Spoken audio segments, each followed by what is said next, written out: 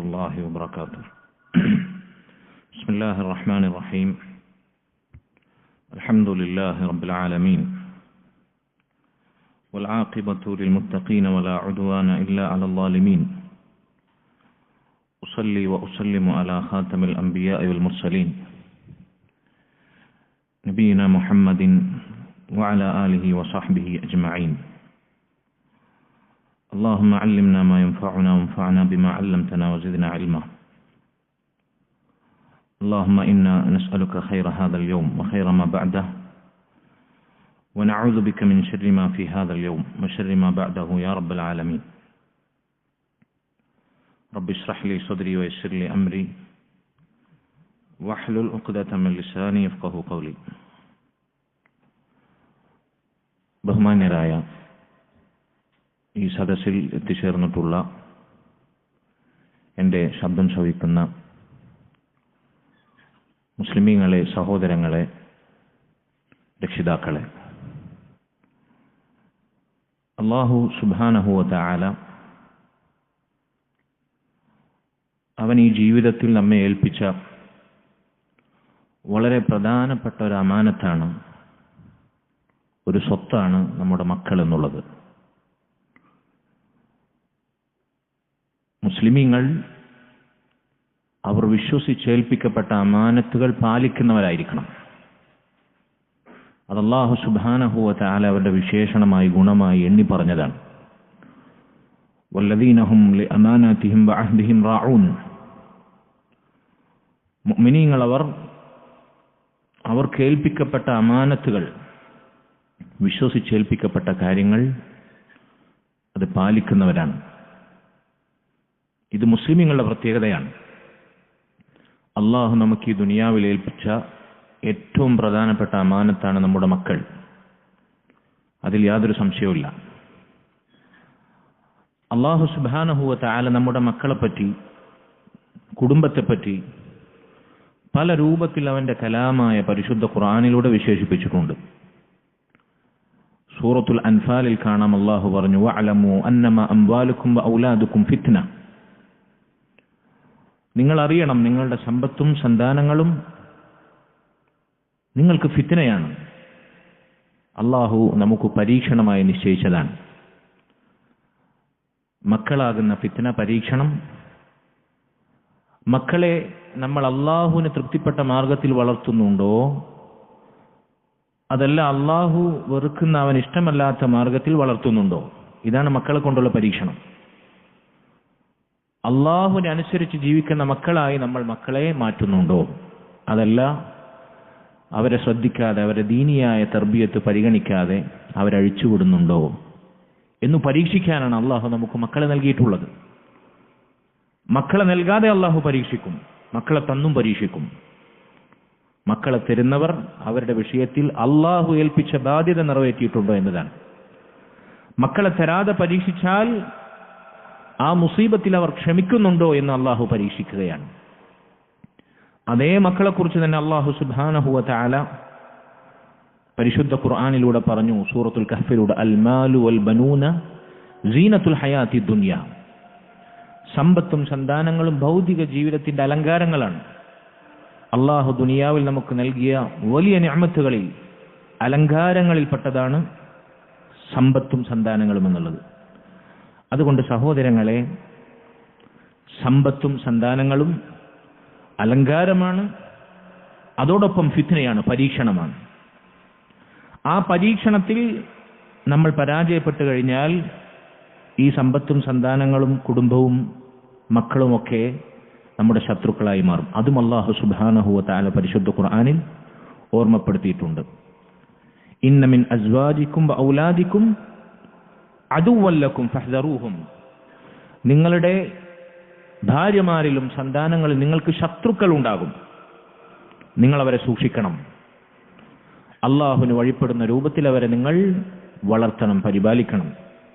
അപ്പൊ മക്കളാകുന്ന പരീക്ഷണം, ആ പരീക്ഷണം അള്ളാഹുവിന് തൃപ്തിപ്പെട്ട മാർഗത്തിൽ വിനിയോഗിക്കാതെ നമ്മൾ പരാജയപ്പെട്ടാൽ മക്കൾ നമ്മുടെ ശത്രുക്കളാകും. ദുനിയാവിലെ ശത്രുക്കളാകും, നാളെ ആഖിറത്തിലും നമുക്കെതിരെ തിരിയുന്ന മക്കളായി നമ്മുടെ മക്കൾ മാറും. അല്ലാഹു സുബ്ഹാനഹു വ തആല നമ്മെ കാത്തുരക്ഷിക്കുമാറാകട്ടെ. പരിശുദ്ധ ഖുർആനിലൂടെ അല്ലാഹു സുബ്ഹാനഹു വ തആല ഓരോ മുഅ്മിനീങ്ങളെയും വിളിച്ചുണർത്തുന്ന വളരെ പ്രധാനപ്പെട്ട ഒരു ഉണർത്തലുണ്ട്. യാ അയ്യുഹല്ലദീന ആമനൂ ഖൂ അൻഫുസകും വഅഹ്ലീകും നാറ. നിങ്ങളിൽ പലർക്കും മനപ്പാടമുള്ള ആയത്തായിരിക്കും ഇത്. മുഅ്മിനീങ്ങളെ, നിങ്ങൾ നിങ്ങളുടെ സ്വന്തം ശരീരങ്ങളെയും കുടുംബത്തെയും കത്തിയാളുന്ന നരകത്തിൽ നിന്ന് കാത്തുരക്ഷിക്കണം. വഖൂദുഹന്നാസു വൽ ഹിജാറ. ആ നരകം, കത്തിക്കപ്പെടുന്ന നരകത്തിലെ ഇന്ധനം എന്നത് മനുഷ്യരും കല്ലുമാണ്. അലൈഹ മലായികത്തുൻ ഗിലാദുൻ ശിദാദ്. ശക്തരും കഠിനന്മാരുമായ മലക്കുകൾ ആ നരകത്തിന് കാവൽ നിൽക്കുന്നതാണ്. ആ നരകത്തെ തൊട്ട് നിങ്ങൾ സ്വന്തത്തെയും നിങ്ങളുടെ മക്കളെയും പരിരക്ഷിക്കണം എന്ന് അല്ലാഹു സുബ്ഹാനഹു വ തആല നമ്മോട് കൽപ്പിക്കുകയാണ്. ഈ ആയത്തിനെ വിശദീകരിക്കവേ മഹാനായ സ്വഹാബി അലി ഇബ്നു അബി ത്വാലിബ് റളിയല്ലാഹു അൻഹു അദ്ദേഹം പറയുകയാണ്, മക്കളെയും കുടുംബത്തെയും സ്വന്തത്തെയും നരകത്തിൽ നിന്ന് കാക്കുക എന്ന് പറഞ്ഞാൽ അതെങ്ങനെയാണ്? മക്കളെയും കുടുംബത്തെയും എങ്ങനെയാണ് നരകത്തിൽ നമ്മൾ കാക്കുക? അദ്ദേഹം പറയുന്നത്, അല്ലിമൂഹും വഅദ്ദിബൂഹും. നിങ്ങളുടെ മക്കളെ നിങ്ങൾ ദീൻ പഠിപ്പിക്കുക, നിങ്ങളുടെ മക്കളെ നിങ്ങൾ അദബ് പഠിപ്പിക്കുക, ദീനിന്റെ സ്വഭാവ സംസ്കാര പെരുമാറ്റ മര്യാദകൾ പഠിപ്പിക്കുക, അവർക്ക് ദീൻ പകർന്നു നൽകുക. അതാണ് മക്കളെയും കുടുംബത്തെയും നരകത്തിൽ നിന്ന് കാക്കാനുള്ള മാർഗമെന്ന് അലി ഇബ്നു അബി ത്വാലിബ് റളിയല്ലാഹു അൻഹു ഈ ആയത്തിനെ വിശദീകരിക്കുക പറയാണ്. സഹോദരങ്ങളെ, ഞാൻ തുടക്കത്തിൽ സൂചിപ്പിക്കട്ടെ, ഇത് ദുനിയാവിൽ നിങ്ങൾക്ക് വന്നിരിക്കാൻ പറ്റുന്ന ഏറ്റവും ശ്രേഷ്ഠമായ സദസ്സാണ്. വല്ലാഹി സുമ്മ തല്ലാഹി വബില്ലാ, അള്ളാഹുവിനെ പിടിച്ച് സത്യം ചെയ്ത് ഞാൻ പറയാണ്, ദുനിയാവിൽ നിങ്ങൾക്ക് വന്നിരിക്കാൻ പറ്റുന്ന ഏറ്റവും കനപ്പെട്ട ശ്രേഷ്ഠമായ സദസ്സാണ് ഇൻഷാ അല്ലാഹ്. അല്ലാഹു സുബ്ഹാനഹു വ തആല റസൂൽ സല്ലല്ലാഹു അലൈഹി വസല്ലം അവിടുന്ന് പറഞ്ഞു, അള്ളാഹുവിന്റെ മസ്ജിദുകളിൽ ഒരു മസ്ജിദിൽ അള്ളാഹുവിന്റെ കലാം, അവന്റെ ഖുർആൻ പഠിക്കാനും പഠിപ്പിക്കപ്പെടാനും ചർച്ച ചെയ്യാനും അവന്റെ ദീൻ അത് പരസ്പരം ഉണർത്താനും ഒരു സമൂഹം ഒരുമിച്ച് കൂടുന്നു. ഇല്ലാ നസലത് അലൈഹിമുസ് സക്കീന, അവർക്കുമേൽ അള്ളാഹുവിന്റെ സമാധാനം വർഷിക്കും. വഗശ്യത്ഹുമുർ റഹ്മ, അള്ളാഹു അവന്റെ കാരുണ്യം കൊണ്ട് അവരെ മൂടിപ്പൊതിയും. വഹഫത്ഹുമുൽ മലായിക, അള്ളാഹുവിന്റെ മലക്കുകൾ അവർക്ക് സംരക്ഷണം തീർക്കും, അവരെ വലയം ചെയ്യും. വദക്കറഹുമുല്ലാഹു ഫീമൻ ഇൻദ, അള്ളാഹു അവന്റെ സന്നിധിയിൽ മലക്കുകൾക്കിടയിൽ ഇവിടെ ഒരുമിച്ച് കൂടുന്നവരെ അവൻ പരാമർശിക്കും.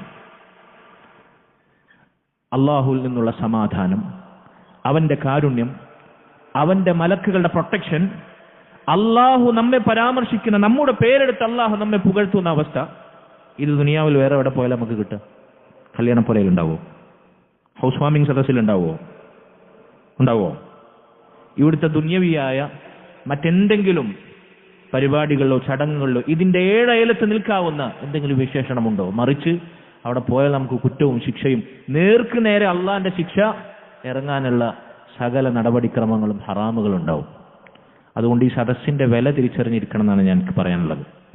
കുട്ടികളുണ്ടാവും, അടുത്തുണ്ടാവും, മക്കളെ കുറച്ചു നേരം അകറ്റി നിർത്തുക, ഫോൺ ഉണ്ടാവും, ഫ്ലൈറ്റ് മോഡിലാക്കുക, കുറച്ചു നേരം നമ്മൾ ക്ഷമിക്കുക.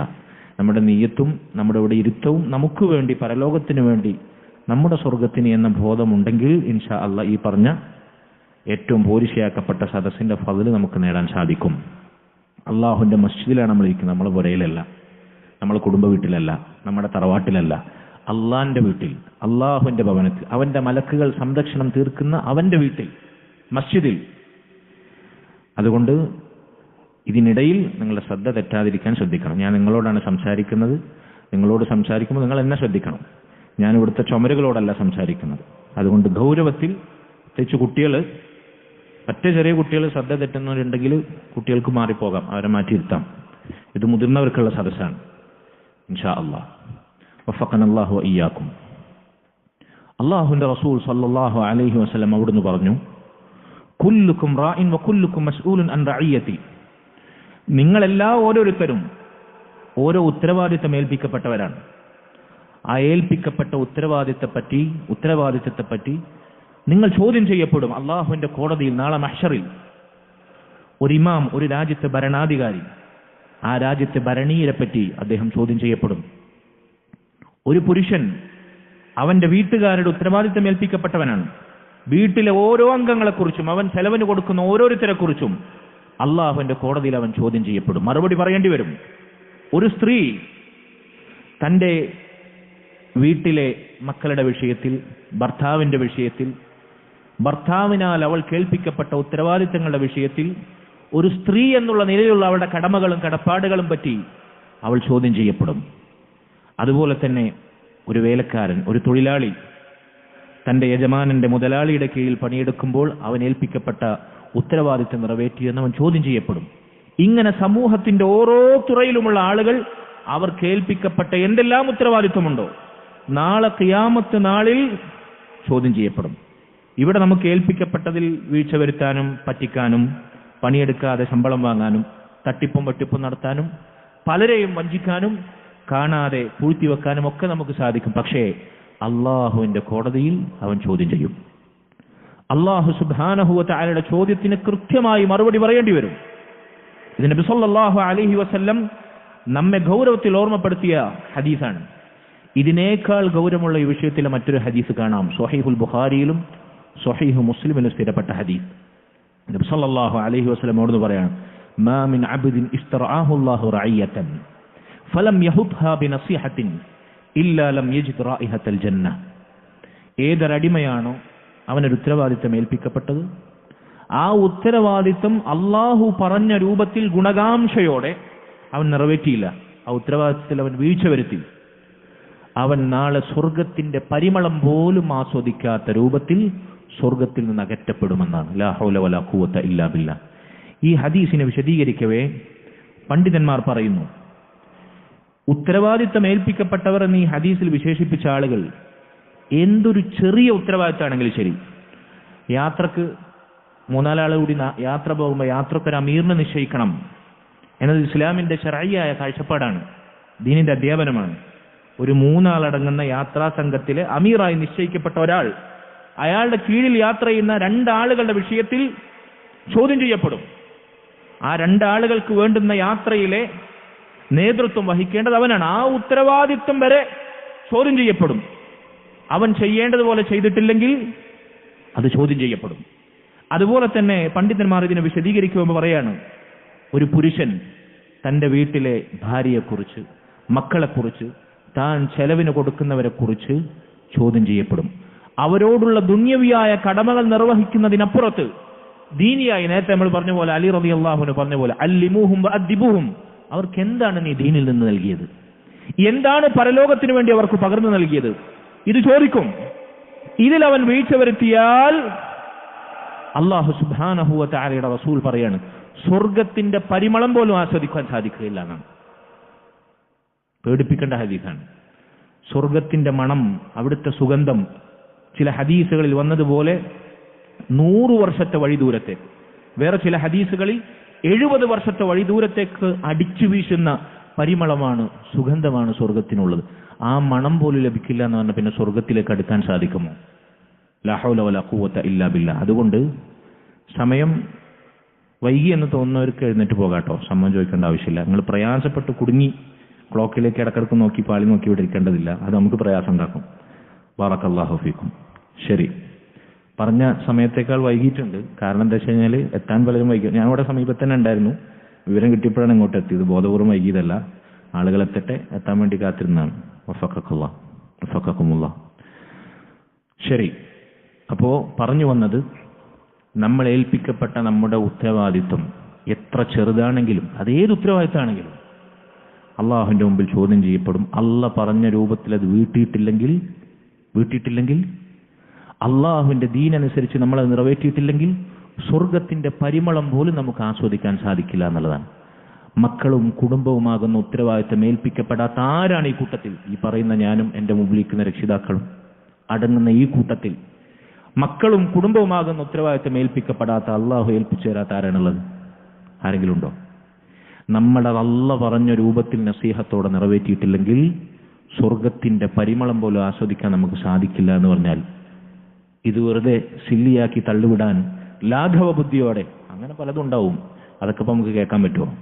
അങ്ങനെയൊക്കെ നോക്കി ജീവിക്കാൻ പറ്റുമോ എന്ന ചിന്തയാണെങ്കിൽ സഹോദരങ്ങളെ, നമ്മുടെ ഇരുത്തത്തിന് യാതൊരു അർത്ഥവുമില്ല. അള്ളാഹു സുബ്ഹാനഹു വ തആല നമ്മെ കാത്തുരക്ഷിക്കുമാറാകട്ടെ. അപ്പൊ അള്ളാഹുവിന്റെ മുമ്പിൽ നമ്മളതിന് മറുപടി പറയേണ്ടി വരുമെന്നാണ്. പണ്ഡിതന്മാരിൽ ചിലർ പറയുന്നു, ഖിയാമത്ത് നാളിൽ അള്ളാഹുവിന്റെ മുമ്പിൽ മനുഷ്യന്മാർ നിൽക്കുമ്പോൾ ഒരു പിതാവിനോട് തന്റെ മകനെക്കുറിച്ച് മകളെക്കുറിച്ച് അള്ളാഹു സുബ്ഹാനഹു വ തആല ചോദിക്കും. ആ മകനോട് മകളോട് തന്റെ മാതാപിതാക്കൾക്ക് അവർ കാഴ്ചവെച്ച ബാധ്യതകളെക്കുറിച്ച് ചോദിക്കുന്നതിന് മുമ്പ് മക്കളോട് ഉപ്പാനോടും ഉമ്മാനോടും കാണിച്ച കടമകൾ, അവരോട് ഏൽപ്പിക്കപ്പെട്ട കടപ്പാടുകൾ നിറവേറ്റിയോ എന്ന് ചോദിക്കുന്നതിന് മുമ്പ് വാപ്പാനോടും ഉമ്മാനോടും മക്കളെ പറ്റി ചോദിക്കും. മക്കൾക്ക് കൊടുക്കേണ്ടത് കൊടുത്തോ, ഉടുക്കാൻ കൊടുത്തോ, തിന്നാൻ കൊടുത്തോ, പാർക്കാൻ മണിമേടകൾ പണിതുയർത്തിയോ, സഞ്ചരിക്കാൻ ശീതീകരിക്കപ്പെട്ട വാഹനങ്ങൾ ലക്ഷങ്ങൾ മുടക്കി ഉണ്ടാക്കി കൊടുത്തോ എന്നല്ല ചോദിക്കുക. അടുത്ത തലമുറക്കും അതിന്റെ അടുത്ത തലമുറക്കും ആസ്തിയായി ബാങ്കിൽ കുമിഞ്ഞുകൂട്ടിയ നിന്റെ അക്കൗണ്ടിന്റെ കണക്കിനെ കുറിച്ചല്ല, നിന്റെ അനന്തര സ്വത്തിനെ കുറിച്ചല്ല അള്ളാഹു ചോദിക്കുക. ദീനിൽ നിന്ന് എന്ത് നൽകി? അള്ളാഹുവിന്റെ ദീനിന്റെ മര്യാദകൾ, പെരുമാറ്റം, സ്വഭാവം, മൂല്യങ്ങൾ, നന്മ, അമലു സാലിഹാത്ത്. നീ മരിച്ചാൽ നിനക്ക് വേണ്ടി ദുആ ചെയ്യാൻ ആത്മാർത്ഥമായി ഖൽബിൽ നിന്നുയരുന്ന റബ്ബേ എന്നെന്റെ മാതാപിതാക്കൾ വേണ്ടിയുള്ള തേട്ടം, ഇതിലെന്താണ് നമ്മൾ പകർന്നു കൊടുത്തത്? ഇതിനെപ്പറ്റി ചോദിക്കുന്നതാണ്. فإنه كما كان أن للأب على ابنه حقا فللابن على أبيه حق. അതുപോലെ തന്നെ മക്കളോട് മാതാപിതാക്കൾക്ക് ഹക്കുള്ളതുപോലെ വാപ്പാക്ക് മകനോട് ഹക്കുള്ളതുപോലെ മകന് വാപ്പാക്കും ഹക്കുണ്ട്. അതിനെപ്പറ്റിയും ചോദിക്കുന്നതാണ്. മഹാനായ സ്വഹാബി അബ്ദുല്ലാഹ് ഇബ്നു ഉമർ റളിയല്ലാഹു അൻഹുമ അദ്ദേഹം പറയാണ്, അദ്ദിബ് ഇബ്നക ഫഇന്നക മസ്ഊലുൻ അൻ വലദിക്. നീ നിന്റെ മകനെ ഇസ്ലാമിന്റെ മര്യാദകൾ പഠിപ്പിക്കുക. നിന്റെ മകനെ നീ അത് പഠിപ്പിച്ചോ ഇല്ലേ എന്നതിനെ പറ്റി അള്ളാഹുവിന്റെ മുമ്പിൽ ചോദ്യം ചെയ്യപ്പെടും. മാദാ അദ്ദബ്ത, നീ എന്ത് വിദ്യാഭ്യാസമാണോ മക്കൾക്ക് നൽകിയത്? ദുനിയാവിന്റെ മുന്തിയ വിദ്യാഭ്യാസം ഇംഗ്ലീഷ് മീഡിയം സ്കൂളിൽ CBSE സിലബസ് തന്നെ തെരഞ്ഞെടുത്ത് ആയിരങ്ങളും പതിനായിരങ്ങളും ലക്ഷങ്ങളും ഡൊണേഷൻ കൊടുത്ത് SSLCയും അതിനപ്പുറത്ത് +2വും ഗ്രാജുവേഷനും പോസ്റ്റ് ഗ്രാജുവേഷനും സാധിക്കുമെങ്കിൽ ദുനിയാവിൽ ലഭിക്കുന്ന തന്റെ മക്കൾക്ക് താൻ ആഗ്രഹിക്കുന്ന കോഴ്സിൽ അതിലേറ്റവും മൂല്യമേറുന്ന ഏറ്റവും നിലയുള്ള നാട്ടിലേക്ക് പറഞ്ഞയച്ച് വർഷങ്ങളോളം അവരെ ദീനുമായി യാതൊരു ബന്ധവുമില്ലാത്ത കുഫറിന്റെ പേക്കൂത്തിൽ അഴിഞ്ഞാടാൻ വിട്ടാലും ദുനിയാവിൽ ആ സ്റ്റാറ്റസ് മതി, ആ വിദ്യാഭ്യാസം മതി എന്ന് തീരുമാനിക്കാൻ നമ്മൾ ശ്രമിച്ചുവെങ്കിൽ മാദാ അദ്ദബ്ത എന്ന് അല്ലാഹു എന്തു പഠിപ്പിച്ചു നിന്റെ മകനെ എന്ന് ചോദിച്ചാൽ നമുക്കിത് മറുപടി പറയാൻ പറ്റുമോ? ഈ മറുപടിയാണ് അല്ലാഹു നമ്മിൽ നിന്ന് ചോദിക്കുന്നത്. വമാദാ അല്ലംത, എന്തു പഠിപ്പിച്ചു നിന്റെ മകനെ? ദുനിയാവ് പഠിപ്പിച്ചതിനെ പറ്റിയല്ലേ ഈ ചോദിക്കുന്നത്. വഇന്നഹു മസ്ഊലുൻ അൻ ബിർരിക വതവാഇയതിഹി ലക്. നിന്റെ മകൻ നിനക്ക് ചെയ്തു തന്ന സുഹൃതങ്ങളും അനുസരണങ്ങളും, അള്ളാഹുവിന്റെ മാർഗത്തിൽ നിന്നെ അനുസരിച്ചോ, നിനക്ക് വേണ്ടുന്ന കടമകൾ നിർവഹിച്ചോ എന്ന് ചോദിക്കുന്നത് പോലെ അതിനു മുമ്പ് മകന് നൽകേണ്ടത് നൽകിയോ, പഠിപ്പിക്കേണ്ടത് പഠിപ്പിച്ചോ എന്ന് ചോദിക്കുന്നതാണ് മഹാനായ സ്വഹാബി ഇബ്നു ഉമർ റളിയല്ലാഹു അൻഹു നമ്മെ ഓർമ്മപ്പെടുത്തുന്നത്. പരിശുദ്ധ ഖുർആനിൽ അല്ലാഹു സുബ്ഹാനഹു വ തആല മക്കളോട് മാതാപിതാക്കളുടെ വിഷയത്തിൽ വസിയത്ത് നൽകുന്നതിന് മുമ്പ് സൂറത്തുൽ അൻകബൂത്തിലെ 8-ാമത്തെ ആയത്തിൽ അല്ലാഹു പറഞ്ഞു, വവസ്സൈനൽ ഇൻസാന ബിവാലിദൈഹി ഹുസ്ന. മനുഷ്യനോട് തന്റെ മാതാപിതാക്കൾക്ക് നന്മ ചെയ്യണമെന്ന് നാം വസിയത്ത് നൽകുന്നു. അല്ലാഹു മക്കളോടുള്ള പൊതുവായ വസിയത്ത്, മാതാപിതാക്കൾക്ക് വേണ്ടിയുള്ള വസിയത്ത് സൂറത്തുൽ അൻകബൂത്തിലാണ് നടത്തുന്നത്. എന്നാൽ അതിനേക്കാൾ മുമ്പ് സൂറത്തുൻ നിസാഇൽ അല്ലാഹു സുബ്ഹാനഹു വ തആല മാതാപിതാക്കളോട് മക്കളുടെ വിഷയത്തിലുള്ള വസിയത്ത് നടത്തി. യൂസിക്കുമുല്ലാഹു ഫീ ഔലാദിക്കും, സൂറത്തുൻ നിസാഇൽ. അപ്പൊ ആദ്യം മാതാപിതാക്കളോടാണ് വസിയത്ത് അള്ളാന്റെ. എന്ത്? നിങ്ങളുടെ മക്കളുടെ വിഷയത്തിൽ നിങ്ങൾ അള്ളാഹുവിനെ പേടിച്ച് അവന്റെ ദീനനുസരിച്ച് അവരെ വളർത്തണമെന്ന്. മാതാപിതാക്കളോടാണ് ആദ്യം വസിയത്ത്, പിന്നെയാണ് മക്കളോട്. മാതാപിതാക്കളെ നിങ്ങൾ അള്ളാഹുവിന്റെ മാർഗത്തിൽ അനുസരിക്കണമെന്നത്. അപ്പൊ മാതാപിതാക്കളോട് മക്കൾക്ക് ബാധ്യതയുള്ളതുപോലെ തന്നെ മക്കളോട് മാതാപിതാക്കൾക്കും ബാധ്യതയുണ്ട്. അതെന്താണ് ആ ബാധ്യത? ദീനിയായ ബാധ്യതയാണ്. ദീൻ പഠിപ്പിക്കുക, ദീനനുസരിച്ച് അവരെ വളർത്തുക എന്നുള്ളതാണ്. സഹോദരങ്ങൾ, ഞാൻ ചോദിക്കട്ടെ, ഈ ദുന്യവിയായ ബാധ്യത, അവർക്ക് തിന്നാനും കുടിക്കാനും ഉടുക്കാനും പുതക്കാനും പാർക്കാനുമുള്ള സൗകര്യങ്ങൾ ഇതാരാ ചെയ്തു കൊടുക്കാത്തത്? നമ്മുടെ നാട്ടിലെ നാടോടികൾ അവർക്ക് നിലവിലുള്ള ഭൗതിക സാഹചര്യവും സാമ്പത്തിക സ്ഥിതിയും അനുസരിച്ച് അവരും ചെയ്യുന്നില്ലേ അത്? കടത്തിണ്ണയിൽ അല്ലെങ്കിൽ കടത്തിണ്ണയിൽ, റോഡിന്റെ പക്കത്താണെങ്കിൽ അവർക്കുള്ളതനുസരിച്ച് അവരും കൊടുക്കുന്നില്ലേ? അവർക്കൊരു പിടി അരിയാ കിട്ടുന്നുണ്ടെങ്കിൽ അതിൽ നിന്ന് അവരത് പകുത്തു കൊടുക്കുന്നില്ലേ?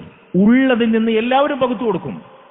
ഭൗതികമായി അവർക്ക് നൽകേണ്ടത് ദുനിയാവിൽ ഏത് തട്ടിലുള്ളവരും ചെയ്യൂലേ? അതെടുത്തു പറയേണ്ട ആവശ്യമില്ല. അതൊരു വാപ്പായുടെ ഉമ്മയുടെയും ചോര ശിരയിലോടുന്ന ഏത് മാതാപിതാക്കളും നിർവഹിക്കും. ഏത് മക്കൾക്കും, ധിക്കാരിയാണെങ്കിലും അനുസരണമുള്ളവനാണെങ്കിലും കാഫിറാണെങ്കിലും മുഅ്മിനാണെങ്കിലും അവരത് ചെയ്യും. ആ ബാധ്യതയെക്കുറിച്ച് ആരെയും പ്രത്യേകിച്ച് ഓർമ്മിപ്പിക്കേണ്ട ആവശ്യമില്ല. വിശന്നാ തിന്നാൻ കൊടുക്കണം, ഉടുക്കാനില്ലെങ്കിൽ ഉടുക്കാൻ കൊടുക്കണം, തണുത്താൽ പുതക്കാൻ കൊടുക്കണം, ചൂടെടുത്താൽ അവരുടെ ശരീരം തണുപ്പിക്കണം. ഇതൊന്നും ആരും ഓതി കൊടുക്കേണ്ട ആവശ്യം. മനുഷ്യന്റെ പ്രകൃതിയിൽ അതവനക്ക് പ്രകൃതമായി കിട്ടുന്ന ഫിത്രത്തിലുള്ള പ്രവണതയാണ്. പക്ഷേ അവർക്ക് കൊടുക്കേണ്ടത് എന്താണ് യഥാർത്ഥത്തിൽ അവർക്ക് കൊടുക്കേണ്ടത് എന്നതിനെ കുറിച്ചാണ് നമ്മൾ ചർച്ച. അത് അള്ളാഹുവിന്റെ ദീനാണ്. നോക്കൂ നിങ്ങൾ, അള്ളാഹുവിന്റെ റസൂൽ സല്ലല്ലാഹു അലൈഹി വസല്ലം അവിടുന്ന് പറഞ്ഞു, കുല്ലു മൗലൂദിൻ യൂലദു അലൽ ഫിത്ര. എല്ലാ കുട്ടികളും ഇവിടെ ജനിച്ചു വീഴുന്നത് ഇസ്ലാമിന്റെ ശുദ്ധ പ്രകൃതിയിലാണ്. അങ്ങനെയാണ് മക്കളെ നമുക്ക് അള്ളാഹു തന്നിട്ടുള്ളത്. ഏതൊരു കുഞ്ഞും ഇവിടെ ജനിച്ചു വീഴുമ്പോൾ ഇസ്ലാമിന്റെ ശുദ്ധ പ്രകൃതിയിൽ, അള്ളാഹുവിന്റെ ദീനിന് വഴങ്ങുന്ന രൂപത്തിൽ, അവനെ അനുസരിക്കുന്ന രൂപത്തിൽ, കണ്ണും കാതും കൽബും ചിന്തയും വാക്കും പ്രവർത്തനവും ഒന്നും യാതൊരു ഹറാമിന്റെയും വേണ്ടാത്തരങ്ങളുടെയും മോശത്തരങ്ങളുടെയും കറയോ ലാഞ്ചനയോ ബാധിക്കാതെ പരിശുദ്ധരായ മക്കളായിട്ടാണ് അള്ളാഹു നമുക്ക് മക്കളെ നൽകുന്നത്. അല്ലേ? മക്കളെങ്ങനെ പിന്നെ വടക്കാവുന്നത്? ഫഅബവാഹു യുഹവ്വിദാനിഹി ഔ യുനസ്സിറാനിഹി ഔ യുമജ്ജിസാനിഹി. അവരെ മാതാപിതാക്കളാണ് അവരെ ജൂതനാക്കുന്നത്, നസറാനിയാക്കുന്നത്, മജൂസിയാക്കുന്നത്. മാതാപിതാക്കളുടെ സ്വാധീനമാണ്. ജനിച്ചു വീണ ശുദ്ധപ്രകൃതിയിൽ പിറന്നു വീണ ഒരു കുഞ്ഞിനെ മാതാപിതാക്കളുടെ സ്വാധീനമോ ഭൗതികമായ മറ്റു ചുറ്റുപാടിന്റെ കെട്ടുപാടോ ഒന്നും ഇല്ലാതെ ആ കുഞ്ഞിനങ്ങ് സ്വതന്ത്രമായി വളർത്താൻ നിങ്ങൾ വിട്ടുനോക്ക്. അവരെ പടച്ച റബ്ബിന്റെ ഏകത്വം അംഗീകരിച്ച് അവനെ മാത്രം വഴങ്ങി യാതൊരു കറയും ബാധിക്കാതെ ശുദ്ധപ്രകൃതിയിലായി ജീവിക്കുന്ന നമുക്ക് കാണാൻ സാധിക്കും. പക്ഷെ എന്തുകൊണ്ട് സാധിക്കുന്നില്ല? അവരെ സ്വാധീനിക്കുന്നവരെ മാതാപിതാക്കളും അവർ ജീവിക്കുന്ന ചുറ്റുപാടുമാണ്. അതിനെ നശിപ്പിക്കുന്നത് നമ്മളാണ്, മാതാപിതാക്കളാണ്. എന്നിട്ട് നബി സല്ലല്ലാഹു അലൈഹി വസല്ലം മനോഹരമായൊരു ഉപമ നമുക്ക് പറഞ്ഞു തരാണ്. കമിസ്ലിൽ ബഹീമത്തി തുൻതിജുൽ ബഹീമ ഹൽ തറാ ഫീഹാ ജദഅ. ഒരു കന്നുകാലി, ഒരു മൃഗം അതിന്റെ കുഞ്ഞിനെ പ്രസവിച്ചിടുന്നത് പോലെ. ഹൽ തറാ ഫീഹാ ജദഅ. ഏതെങ്കിലും ഒരു മിണ്ടാപ്രാണി, ഒരു നാൽക്കാലി അതിന്റെ കുഞ്ഞിന് വൈകല്യമുള്ളതായ നിലയിൽ പ്രസവിക്കുന്ന നിങ്ങൾ കണ്ടിട്ടുണ്ടോ? ജദഅ എന്ന് പറഞ്ഞാൽ മുറിമൂക്ക് എന്നാണ് പറയാം. ഇങ്ങനെ മുറിമൂക്കോ മുറിച്ചുണ്ടോ കാലിൽ മുടന്തോ വൈകല്യമുള്ള, ജന്മനാ വൈകല്യമുള്ളതായി മൃഗങ്ങൾ നിങ്ങൾ കണ്ടിട്ടുണ്ടെങ്കിൽ തന്നെ അത് അപൂർവമായിരിക്കും. മനുഷ്യന്മാരിൽ ജനിതക വൈകല്യങ്ങളും ജന്മനായുള്ള പ്രശ്നങ്ങളൊക്കെ ഉള്ളതുപോലെ മൃഗങ്ങളിൽ കണ്ടിട്ടുണ്ടോ? ഉണ്ടെങ്കിൽ തന്നെ അത് വളരെ റയറായിരിക്കും. കാണാൻ അസാധ്യമാണ്, കുറച്ചല്ലാതെ. പക്ഷേ ആ മൃഗത്തിന്, ജനിച്ചു വീഴുന്ന മൃഗത്തിന് ചിലപ്പോൾ മുടന്തുണ്ടാകും, അതിന്റെ കണ്ണിന് പരിക്ക് പറ്റും, അതിന്റെ മൂക്ക് പൊട്ടിപ്പോകും, അതിന്റെ ചെവി മുറിഞ്ഞു പോകും. എങ്ങനെ? ആ മൃഗങ്ങൾ തമ്മിൽ കൊത്തും പിടിയായി കഴിഞ്ഞാൽ, അതല്ലെങ്കിൽ അതിനെ പോറ്റുന്ന അതിന്റെ ഉടമസ്ഥൻ അതിനെ ഉപദ്രവിച്ചു കഴിഞ്ഞാൽ, അതല്ലെങ്കിൽ അതിനെ ശ്രദ്ധിക്കേണ്ട പോലെ ശ്രദ്ധിക്കാതെ അയച്ചു വിട്ടു കഴിഞ്ഞാൽ വണ്ടി ഇടിച്ച് മറ്റുള്ളവർ ഉപദ്രവിച്ച് ഇങ്ങനെയൊക്കെ സംഭവിക്കും. അതല്ലാതെ ജന്മനാ വൈകല്യമുള്ളതായി മൃഗങ്ങളിൽ കാണുന്നില്ല. ഇതുപോലെ ഒരു വൈകല്യവുമില്ലാതെ ഇസ്ലാമിന്റെ ശുദ്ധ പ്രകൃതിയിൽ അള്ളാഹു നമുക്ക് മക്കളെ നൽകി. യജമാനൻ മൃഗത്തെ പോറ്റേണ്ടതുപോലെ പോറ്റാതെ ആ മൃഗത്തിന് അപകടം സംഭവിക്കുന്നത് പോലെ കുട്ടികളുടെ അമാനത്ത് നമ്മെ ഏൽപ്പിച്ച നാം ആകുന്ന മാതാപിതാക്കൾ അവരെ വളർത്തേണ്ടതുപോലെ വളർത്താത്തത് കൊണ്ട് മക്കൾ ധിക്കാരികളാകുന്നു, മക്കൾ തോന്നുമ്പോ ചൊല്ലികളാകുന്നു, മക്കൾ ദീനുമായി യാതൊരു ബന്ധവുമില്ലാതെ മുസ്ലിമിന്റെ പേര് മാത്രം വെച്ച് കാഫിറിന് സമാനമായി ജീവിക്കുന്നു. മാതാപിതാക്കളോട് പാലിക്കേണ്ട പെരുമാറ്റ മര്യാദകളോ സ്വഭാവ മൂല്യങ്ങളോ യാതൊരു സംസ്കാരമോ തൊട്ടു തീണ്ടാത്ത, ദുനിയാവിലും ആഖിറത്തിലും നമുക്ക് നഷ്ടവും ഖേദവുമായി മാറുന്ന മക്കളായി അതപ്പതിക്കുന്നു. എന്താ കാരണം? നമ്മൾ തന്നെയാണ് കാരണം. നമ്മൾ കൊടുക്കേണ്ട സമയത്ത് കൊടുക്കേണ്ടതുപോലെ കൊടുക്കുന്നില്ല എന്നതാണ് കാരണം. ആ കൊടുക്കേണ്ടത് അള്ളാഹുവിന്റെ ദീനാണ്. അള്ളാഹു സുബ്ഹാനഹു വ തആല നമുക്കതിനുള്ള തൗഫീഖ് നൽകുമാറാകട്ടെ. ഇത്രയും കാര്യങ്ങൾ ഞാൻ പറയാൻ പോകുന്ന വിഷയത്തിലേക്കുള്ള ആമുഖവും അതിന്റെ ഗൗരവവും നിങ്ങൾ ഉണർത്താൻ വേണ്ടിയാണ്. 10 കാര്യങ്ങൾ ഞാൻ പറയാം.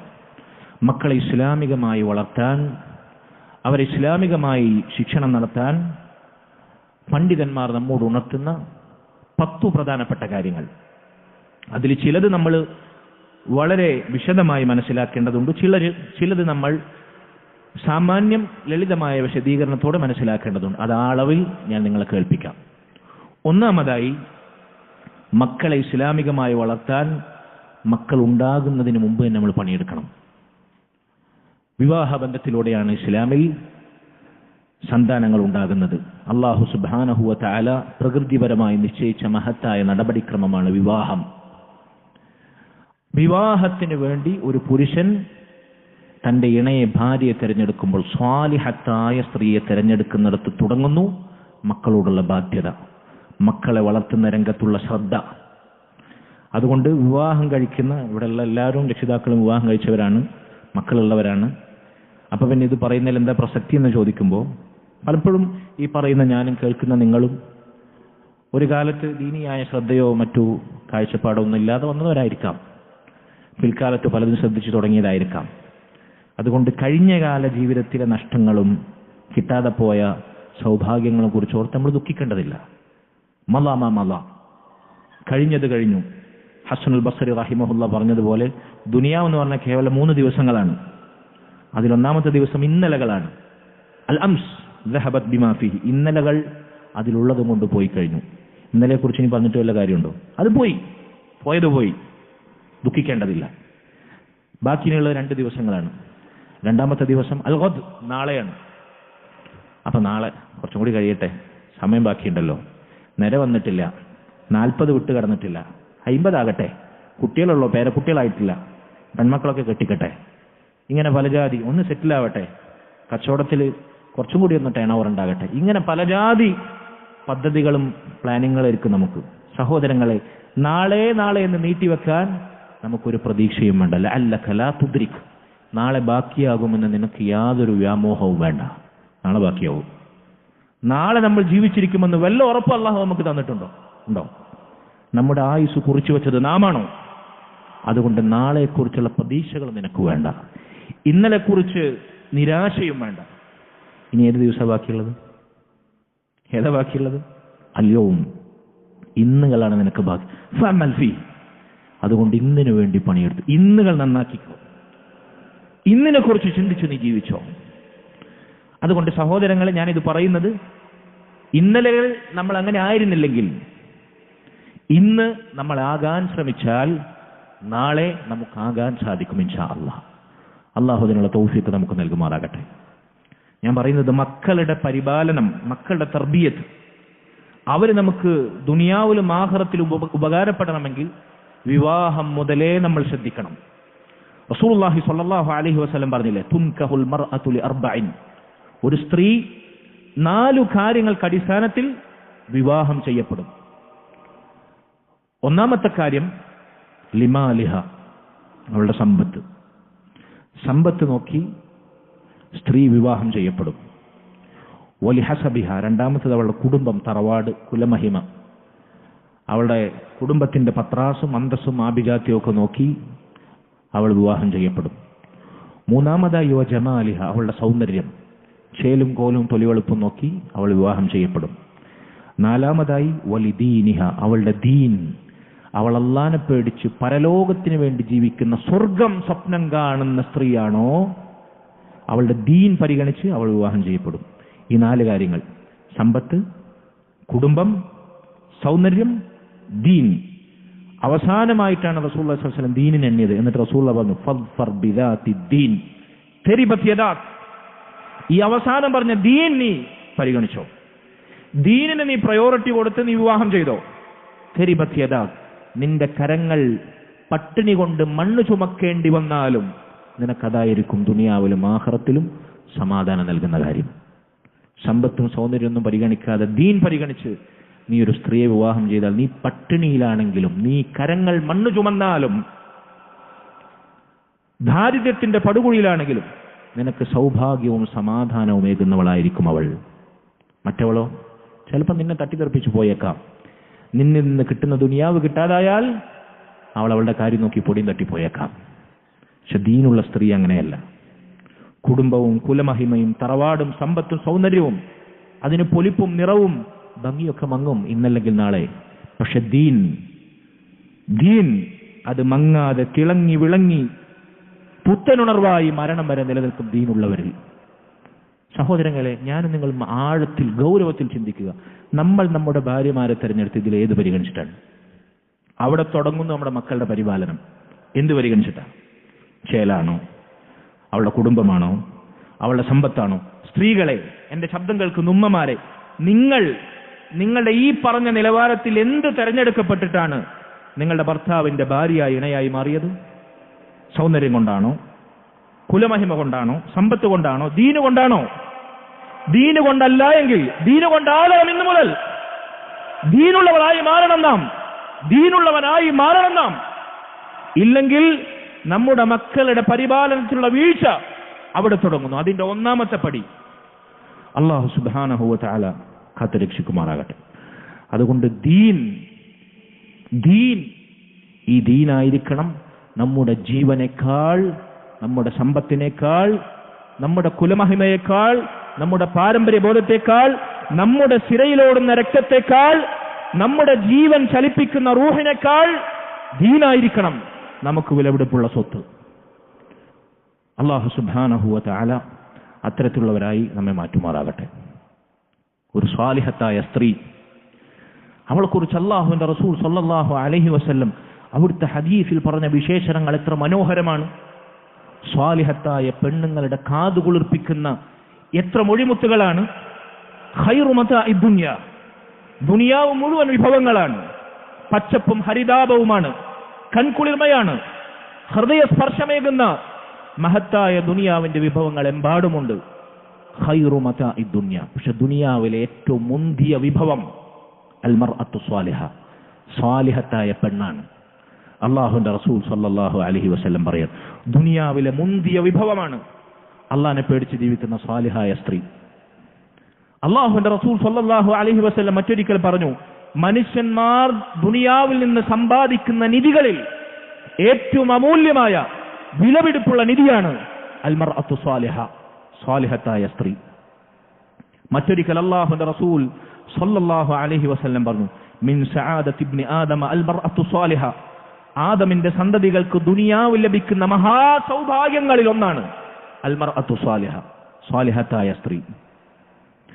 മറ്റൊരിക്കൽ റസൂലുള്ളാഹി സ്വല്ലല്ലാഹു അലൈഹി വസല്ലം പറഞ്ഞു, ഒരു സ്വാലിഹത്തായ സ്ത്രീ, അവളെ വിവാഹം കഴിക്കാൻ ഒരു മനുഷ്യൻ അല്ലാഹു സൗഭാഗ്യം നൽകിയാൽ അവനവന്റെ ദീനിന്റെ പകുതി പൂർത്തിയാക്കിയിരിക്കുന്നു. അവന്റെ ദീനിന്റെ പകുതി അവിടെ സംരക്ഷിക്കപ്പെട്ടു. ഫല്യത്തഖില്ലാഹ ഫിശ്ശത്രിൽ ബാഖി, ബാക്കി പകുതിയെ അള്ളാഹുവിനെ തഖ്വ ചെയ്ത് പണിയെടുത്ത് അവൻ സൂക്ഷിച്ചു കൊള്ളട്ടെ. ആദ്യ പകുതി പൂർത്തിയായിരിക്കുന്നു. അവന്റെ ഭാര്യ സ്വാലിഹത്തായ സ്ത്രീയാണെങ്കിൽ. സഹോദരങ്ങൾ, ഇങ്ങനെയുള്ളവരാകാൻ ഈ കേൾക്കുന്ന, ഈ പറയുന്ന ഞാനടങ്ങുന്ന ഭർത്താക്കന്മാരും എന്റെ ശബ്ദം കേൾക്കുന്ന സഹോദരിമാരാകുന്ന ഭാര്യമാരും ശ്രദ്ധിക്കണം. അള്ളാഹു നമ്മെ കാത്തുരക്ഷിക്കുമാറാകട്ടെ. ഒരു സ്വാലിഹത്തായ സ്ത്രീയാണ് നമ്മുടെ ഭാര്യയെങ്കിൽ, നമ്മുടെ മക്കളുടെ ഉമ്മയെങ്കിൽ, അവരുടെ മടിത്തട്ടിലാണ് നമ്മുടെ ബീജത്തിൽ പിറന്ന മക്കൾ വളരുന്നതെങ്കിൽ, നോക്കൂ നിങ്ങൾ, അവർ ഇഖ്ലാസുള്ളവളായിരിക്കും. എന്തിനും ഏതിനും അല്ലാഹു മാത്രം, അല്ലാഹുവിന്റെ കൂലി മാത്രം, അല്ലാഹുവിൽ മാത്രം പ്രതീക്ഷ അർപ്പിച്ച്, അല്ലാഹുവിൽ മാത്രം അഭൗതികമായി ഭയപ്പാടുകൾ അർപ്പിച്ച്, അല്ലാഹുവിന്റെ സഹായം മാത്രം പ്രതീക്ഷിച്ച്, അല്ലാഹു സുബ്ഹാനഹു വ തആലയെ മാത്രം കേൾപ്പിച്ച് കാണിച്ച് പറയിപ്പിച്ച്. അല്ലെ, ഇന്നത്തെ ആധുനിക സ്ത്രീകളുടെ പൊതു സ്വഭാവമാണ് ഷോഫ് എന്നുള്ളത്, പ്രകടനപരത. അല്ലെ, പുതിയൊരു വാഹനം വാങ്ങിയാൽ, പുതിയ പുര പണിതാൽ, പുതിയ ഡ്രസ്സ് എടുത്താൽ, വീട്ടിൽ എന്തെങ്കിലും ഒരു പുതിയ വിഭവം ഒക്കെ മാലോകരെ വാട്സപ്പിലും അതുപോലെ തന്നെ സോഷ്യൽ മീഡിയയിലും സ്റ്റാറ്റസ് ഇട്ട് കാണിക്കണം. എങ്ങനെ? തന്റെ ഭർത്താവിന് മുമ്പിൽ മാത്രം പ്രദർശിക്കാൻ അള്ളാഹു അനുവാദം നൽകിയിട്ടുള്ള, പ്രദർശിപ്പിക്കാൻ അനുവാദം നൽകിയിട്ടുള്ള തന്റെ സൗന്ദര്യം വരെ മാലോകരുടെ മുമ്പിൽ സോഷ്യൽ മീഡിയയിൽ പ്രദർശിപ്പിക്കാൻ സ്ത്രീകൾക്കൊരു മടിയില്ല. ഈ പ്രകടനപരതയാണ്. നാട്ടുകാരെ കാണിക്കാൻ വേണ്ടി, ആൾക്കാരെ ബോധിപ്പിക്കാൻ വേണ്ടി. കാണട്ടെ, എല്ലാവരും കാണട്ടെ. പിന്നെന്തിന്? ആളുകളെ കാണിക്കാൻ വേണ്ടിയല്ല, പിന്നെന്തിന്? അള്ളാഹു നിനക്ക് നൽകിയ സൗന്ദര്യം നിന്റെ ഭർത്താവിന്റെ മുമ്പിൽ മാത്രം പ്രദർശിപ്പിക്കപ്പെടാൻ അള്ളാഹു വിധിച്ച നിന്റെ സൗന്ദര്യം മാലോകർക്ക് മുമ്പിൽ നീ പ്രദർശിപ്പിക്കുന്നു. നീ എന്തിന് ദുനിയാവിലെ ആളുകൾക്ക് മുമ്പിൽ അങ്ങാടിയിലും കല്യാണപ്പുരയിലും പുരക്കൂടുന്നിടത്തും അണിഞ്ഞൊരുങ്ങി തിളങ്ങി വിളങ്ങി നീ സുഗന്ധം പൂശി ആളുകൾക്കിടയിൽ പേറി നടക്കണം? അല്ലാഹു സുബ്ഹാനഹു വ തആല അവന് വേണ്ടി മാത്രം അള്ളാഹുവിനെ പേടിച്ച് ജീവിക്കുന്ന സ്ത്രീയായി മാറും അൽ മർഅത്തു സ്വാലിഹത്താണെങ്കിൽ. അവൾ ഭർത്താവിന്റെയും കുടുംബത്തിന്റെയും വേണ്ടപ്പെട്ടവരുടെ നന്മ മാത്രം ആഗ്രഹിക്കും. അവർക്ക് എനിക്കെന്തെങ്കിലും നന്മ ലഭിച്ചാൽ അവർക്ക് നന്മയുണ്ടാകണം, എനിക്കെന്തെങ്കിലും കിട്ടാതെ പോയാൽ എനിക്ക് കിട്ടിയില്ലെങ്കിൽ അത് അവർക്ക് കിട്ടണം. അസൂയ ഉണ്ടാകില്ല, കുന്നിട്ടുണ്ടാവില്ല, കുന്നായ്മ ഉണ്ടാകില്ല, കുശുമ്പുണ്ടാകുകയില്ല. വസ്തിദ്, അവൾ സത്യസന്ധയായിരിക്കും. തമാശക്ക് പോലും കളവ് പറയാത്തവളായിരിക്കും. അൽ അമാന, എത്ര വർഷം മരുഭൂമിയിലെ മണലാരണ്യത്തിൽ പ്രവാസിയായി ചോര നീരാക്കി വിയർപ്പൊഴുക്കി ഒരു പുരുഷായുസ് മുഴുവൻ ഒടുക്കിയാലും, എത്ര കാലങ്ങൾ അകലെയായിരുന്നാലും തന്റെ ഭർത്താവിലുള്ള വിശ്വാസ്യത, തന്റെ മുഖം പോലും അന്യപുരുഷന് തന്റെ ഭർത്താവിനാൽ കാണപ്പെടുന്ന തന്റെ മുഖ സൗന്ദര്യം പോലും ദർശിക്കാതിരിക്കാൻ അവൾ അമാനത്ത് കാത്തു സൂക്ഷിക്കുന്നവളായിരിക്കും.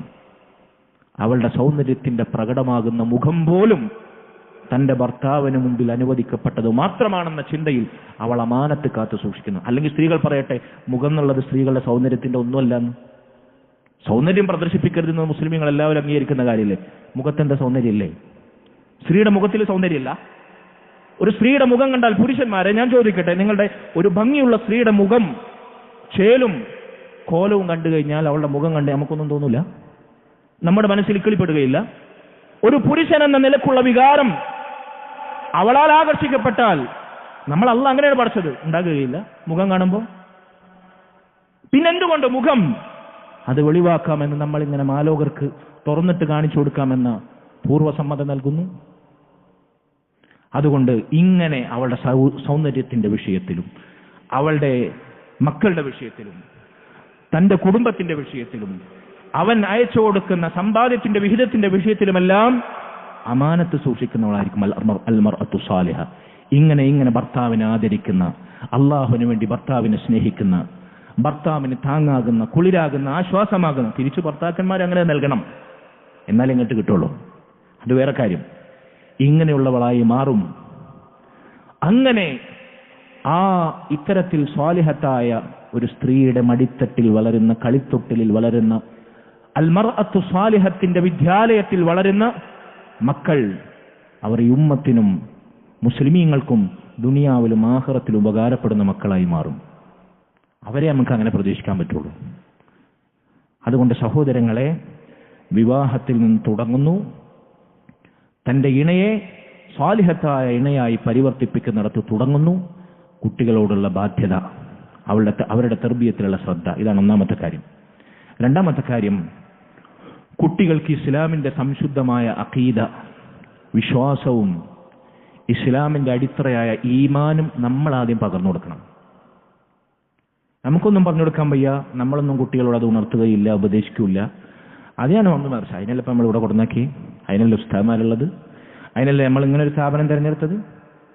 അത് അവരുടെ പണിയാണെന്നാണ് നമ്മൾ വിചാരം. ഇതാദ്യം ചെയ്യേണ്ടത് നമ്മളാണ്. കുട്ടികൾക്ക് ഇസ്ലാമിന്റെ അടിത്തറയായ തൗഹീദ്. എന്താണ് തൗഹീദ് എന്ന് പറഞ്ഞാൽ? അള്ളാഹുവിന് മാത്രം ഇബാദത്തുകൾ അർപ്പിക്കുക, ദുആ അവനോട് മാത്രം, സഹായത്തേട്ടം അവനോട് മാത്രം, ബലി അവന് മാത്രം, നേർച്ച അവനോട് മാത്രം. ഇങ്ങനെ ആരാധനയുടെ ഏതേതംശവും അള്ളാഹുവിനോട് മാത്രം. ഒരു കഴിവും ഒരു ശക്തിയും നിനക്ക് അള്ളാഹുവിന്റെ സഹായം കൊണ്ടല്ലാതെ ഉണ്ടാകില്ല മോനെ. നീ അള്ളാഹുവിനെ പേടിക്കണം ആരെക്കാളും എന്തിനേക്കാളും, അള്ളാഹുവിനെ ഭയക്കണം ആരെക്കാളും എന്തിനേക്കാളും, അള്ളാഹുവിനെ സ്നേഹിക്കണം എന്നെക്കാളും, നിന്റെ ഉമ്മയെക്കാളും, ആരെക്കാളും. ഇങ്ങനെ മക്കൾക്ക് ഇസ്ലാമിന്റെ സംശുദ്ധമായ അഖീദ, തൗഹീദ് പറഞ്ഞു കൊടുക്കാൻ നമുക്കറിയണം. ലാ ഇലാഹ ഇല്ലല്ലാഹ് എന്നതാണ് ഇസ്ലാമിന്റെ അടിത്തറ. എന്താണ് അതിന്റെ അർത്ഥം? ഇബാദത്തിന് അർഹനായി അള്ളാഹു അല്ലാതെ മറ്റാരുമില്ല. അവനെ മാത്രമേ വിളിച്ചു തേടാവൂ, അവനോട് മാത്രമേ ദുആ ചെയ്യാവൂ, അവനിൽ മാത്രമേ കാര്യങ്ങൾ വരമേൽപ്പിക്കാവൂ. ഇങ്ങനെ ഇസ്ലാമിന്റെ സംശുദ്ധമായ അഖീദ, ഈമാൻ, അത് മക്കൾക്ക് പറഞ്ഞു കൊടുക്കണം. അല്ലാഹു സുബ്ഹാനഹു വ തആല സൂറത്തുൽ ലുഖ്മാനിൽ ലുഖ്മാനുൽ ഹക്കീം റഹിമഹുല്ലാ അദ്ദേഹം തന്റെ മകനെ ഉപദേശിച്ച മഹത്തായ ഉപദേശങ്ങളിൽ ലുഖ്മാൻ തന്റെ മകൻ ഉപദേശിച്ച ഉപദേശങ്ങളിൽ ഒന്നാമതായി അള്ളാഹു ചേർത്ത് വെച്ച ആയത്തേതാണ്? ഇസ്ലാമിന്റെ അഖീദ, തൗഹീദ് പഠിപ്പിക്കുന്ന ആയത്താണ്. യാ ബുനയ്യ, എന്റെ പൊന്നുമോനെ. ഈ ബുനയ്യ എന്ന വിളി ചെറിയ കുട്ടികളെയാണ്, 10 താഴെ പ്രായമുള്ള അതല്ലെങ്കിൽ അതിനേക്കാൾ താഴെ പ്രായമുള്ള ചെറിയ കുട്ടികളെ വിളിക്കുന്ന പേരാണ് ബുനയ്യ, പൊന്നുമോനെ. ചെറിയ കുട്ടിയെ ഉപദേശിക്കുകയാണ്, ലാ തുശ്രിക് ബില്ലാഹ്, നീ അള്ളാഹുവിനെ പങ്കുവെക്കരുതേ, അള്ളാഹുവിനോടുള്ള ഇബാദത്തിൽ നീ ഒരാളെയും പങ്കു ചേർക്കരുത്, അവന് മാത്രം ഇബാദത്തിന്റെ ഏതേത് അംശവും നീ വകവെച്ച് നൽകണമേ. ഇന്ന ശിർക ലദുൽമുൻ അലീം, കാരണം ഏറ്റവും കടുത്ത അപരാധം, ഏറ്റവും കൊടിയ തിന്മ, ഏറ്റവും വമ്പിച്ച അക്രമം അത് ഇസ്ലാമിന്റെ ഭാഷയിൽ ശിർക്കാണ്. അള്ളാഹുവിന് കൊടുക്കേണ്ടത് മറ്റുള്ളവർക്ക് കൊടുക്കുക, അള്ളാഹുവിന് പുറമെ അള്ളാഹു അല്ലാത്തവരെ ഇബാദത്ത് ചെയ്യുക, അള്ളാഹുവോടൊപ്പം അള്ളാഹു അല്ലാത്തവരെ വിളിച്ചു തേടുക, പ്രാർത്ഥിക്കുക, ദുആ ചെയ്യുക. ഇതിനേക്കാൾ വലിയ തിന്മ ഇസ്ലാമിന്റെ ഭാഷയിലില്ല. അതുകൊണ്ട് ഏറ്റവും ആദ്യവും അവസാനവും നടുക്കും മധ്യത്തിലൊക്കെ നമ്മൾ വിലക്കേണ്ടതും ആളുകൾ ഉണർത്തേണ്ടതും ശിർക്കിനെ കുറിച്ചാണ്. ഈ ശിർക്കിൽ നിന്ന് മുക്തമാകാതെ ഏത് തിന്മകൾ, മദ്യപാനമാകട്ടെ, വ്യഭിചാരമാകട്ടെ, പലിശയാകട്ടെ, കൊള്ളയാകട്ടെ, കൊലപാതകമാകട്ടെ, ഏത് തിന്മകളിൽ നിന്ന് ആളുകൾ വിടവാങ്ങിയാലും ശിർക്കിലാണോ അവൻ, യാതൊരു കാര്യവുമില്ല. കാരണം ശിർക്കിനേക്കാൾ വലിയ അക്രമമില്ല, ശിർക്കിനേക്കാൾ വലിയ ദ്രോഹമില്ല, പാതകമില്ല, തിന്മയില്ല, തെറ്റില്ല. ഇത് മക്കൾക്ക് ആദ്യം പറഞ്ഞു കൊടുക്കണം. ആര് പറഞ്ഞു കൊടുക്കണം? മാതാപിതാക്കളിൽ നിന്ന് തുടങ്ങണം. അതിന്റെ വിശദാംശങ്ങൾ ഇൻഷാ അല്ലാഹ് ഇത്തരത്തിലുള്ള നമ്മുടെ സ്ഥാപനങ്ങളിലൂടെ അവിടുത്തെ ഉസ്താദ്മാർ നിർവഹിക്കും, അള്ളാഹുവിന്റെ തൗഫീഖ് ഉണ്ടെങ്കിൽ. ഇങ്ങനെ മക്കൾക്ക് ഇസ്ലാമികമായ പാഠങ്ങൾ പറഞ്ഞു കൊടുക്കണം. ശേഷം ലുഖ്മാനുൽ ഹക്കീം തന്റെ മകനെ ഉപദേശിക്കുകയാണ്. സൂറത്തുൽ ലുഖ്മാൻ, യാ ബുനയ്യ, പൊന്നുമോനെ, ഇന്നഹ ഇൻ തകു മിസ്ഖാല ഹബ്ബത്തിൻ മിൻ ഖർദലിൻ, കാര്യം ഒരു കടുകുമണി തൂക്കത്തോളം നിസാരമാണെങ്കിൽ ശരി, എത്ര ചെറിയ കാര്യമാണെങ്കിലും, ഒരു കടുകുമണിന്റെ തൂക്കം നിസാരമായ കാര്യമാണെങ്കിലും ശരി, ഫതകുൻ ഫീ സുഖ്റത്തിൻ, അതൊരു പാറക്കെട്ടിനകത്താണ്.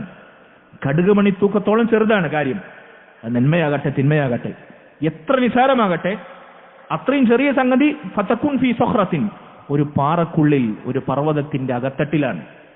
ഔ ഫി സമാവാത് ഔ ഫിൽ അർദ്, അതല്ലെങ്കിൽ ആകാശങ്ങളിൽ ഏതെങ്കിലും കോണിലാണ്, ഭൂമിയുടെ പാതാളക്കയങ്ങളിൽ ഏതെങ്കിലും മുക്കിലാണ്. യഅതി ബിഹല്ലാഹ്, അള്ളാഹു അത് കൊണ്ടുവരും മോനെ ഖിയാമത്ത് നാളിൽ. എത്ര നിസാരമാണെങ്കിലും അള്ളാഹു ഖിയാമത്ത് നാളിൽ അത് കൊണ്ടുവരും. സദാ അള്ളാഹു നിന്നെ കാണും, കേൾക്കും, നിരീക്ഷിക്കും. ഇന്നല്ലാഹ ലതീഫുൻ ഖബീർ, അള്ളാഹു കൃത്യമായി നിരീക്ഷിക്കുകയും നിന്നെ വിവരമറിയിക്കുകയും ചെയ്യുന്നവനാണ്. അള്ളാഹു അറിയാത്തൊന്നുമില്ല. അവനെ കേൾപ്പിക്കാതെ, അവനെ കാണിക്കാതെ, അവനറിയാതെ നിനക്ക് നിന്റെ വിരലനക്കാൻ പോലും സാധിക്കില്ല. എന്നെക്കാൾ, നിന്റെ ഉമ്മയേക്കാൾ, നിന്റെ സഹോദരങ്ങളെക്കാൾ നിന്നെ അറിയുന്നവൻ നിന്റെ റബ്ബാണ്. ഇങ്ങനെ മക്കളെ ചെറുപ്പത്തിലെ അല്ലാഹ് എന്ന ബോധം, അള്ളാഹു കാണുന്നു, അള്ളാഹു കേൾക്കുന്നു, അള്ളാഹു അറിയുന്നു എന്ന ബോധം, മുറാഖബത്തുള്ള, ഇത് പിടിപ്പിച്ചു കൊടുക്കണം. ആര്? നമ്മൾ കുട്ടികൾ എന്തെങ്കിലും വികൃതി കാട്ടിയാൽ, കുരുത്തക്കേട് കാണിച്ചാൽ കുട്ടികളെ പേടിപ്പിക്കലുണ്ട്. ഉമ്മയും വാപ്പൊക്കെ പലതും പറഞ്ഞിട്ട്, കൊക്കാമ്പുച്ചുണ്ട്, അങ്ങനെ പല പേരുകളുണ്ട് അല്ലേ. 8 കണ്ണനുണ്ട്, മനുഷ്യന്മാർക്ക് 2 കണ്ണുണ്ടാവുള്ളൂ, അത് തന്നെ കളവാണ്. 8 കണ്ണുള്ള ഒരാൾ വരുന്നുണ്ട്. അങ്ങനെ പലതും പറഞ്ഞിട്ട് ഭീകര ജീവികളുടെ പ്രേതമുണ്ട്, ജിന്നുണ്ട്, ഇങ്ങനെ പറഞ്ഞ് പേടിപ്പിക്കും കുട്ടികളെ. അങ്ങനെ ഒരു ഭീകര സ്വപ്നമായി അള്ളാഹുവിനെ പറഞ്ഞ് പേടിപ്പിക്കണം എന്നല്ല. ഒരു തിന്മ ചെയ്യാതിരിക്കണമെങ്കിൽ, കുരുത്തക്കേട് കാണിക്കാതിരിക്കണം, കുട്ടികളെ അള്ളാഹുവിനെ പറഞ്ഞ് എങ്ങനെ പേടിപ്പിക്കും? മോനെ, അള്ളാഹ് കാണും, അള്ളാഹ് കേൾക്കും, അള്ളാഹ് അറിയും. ഇത് മലക്കുകൾ രേഖപ്പെടുത്തി. ഈ കളവ് പറഞ്ഞാൽ നാളെ ഖിയാമത്ത് നാളിൽ അള്ളാഹു ചോദ്യം ചെയ്യും. അള്ളാഹു കള്ളനെന്ന് രേഖപ്പെടുത്തിയാൽ നമ്മൾ കള്ളനായി മരിക്കും. തല പോയാലും സത്യം മാത്രമേ പറയാവൂ. തമാശക്കാണെങ്കിലും കൂട്ടുകാരുടെ ഇടയിൽ ചിരിക്കാൻ വേണ്ടിയിട്ടാണ്, കളവ് പറയരുത്. അതിനാദ്യം എന്ത് ചെയ്യണം? നമ്മളത് ശീലിച്ച് കാണിച്ചു. അവിടത്തേക്ക് ഞാൻ വരുന്നുണ്ട് ഇൻഷാ അള്ളാഹ്. അപ്പൊ കാര്യം എത്ര നിസാരമാണെങ്കിൽ അള്ളാഹു കൊണ്ടുവരും. ഭൂമിയുടെ ഏത് പാതാളക്കയങ്ങളിലാണെങ്കിലും, ഏത് ഇരുട്ടറകൾക്കുള്ളിലാണെങ്കിലും, ഒരു കടുകുമണിയാണെങ്കിലും അള്ളാഹു കൊണ്ടുവരുമെന്ന് ചെറുപ്പത്തിലെ കുട്ടികളുടെ മസ്തിഷ്കത്തിൽ കുത്തിവെച്ചാൽ ആ കുട്ടി പിന്നെ അള്ളാഹിനെ മറന്നു ജീവിക്കോ? ഇത് കൊടുക്കേണ്ട സമയത്ത് നമ്മൾ കൊടുക്കുന്നില്ല. അത് മദ്രസയിൽ എത്തട്ടെ, കുറച്ചും കൂടി മെച്ചൂർഡ് ആവട്ടെ. സ്കൂളിൽ കൊണ്ട് ചേർക്കുന്നതോ 3 വയസ്സിന് മുമ്പ് തന്നെ ചിലപ്പോൾ കൊണ്ട് പ്രീ പ്രൈമറി സ്കൂളിൽ ചേർക്കും. അതിനൊന്നൊരു നഷ്ടം വരുത്തില്ല, അതിനൊരു സാവകാശം കാണിക്കൂല. എന്നിട്ട് അവിടുന്ന് കുത്തിവെക്കുന്നതോ എന്താണ് ഇന്നത്തെ സ്കൂൾ സംസ്കാരം? എന്താണ് ഈ കാലഘട്ടത്തിലെ സ്കൂളിന്റെ കരിക്കുലം?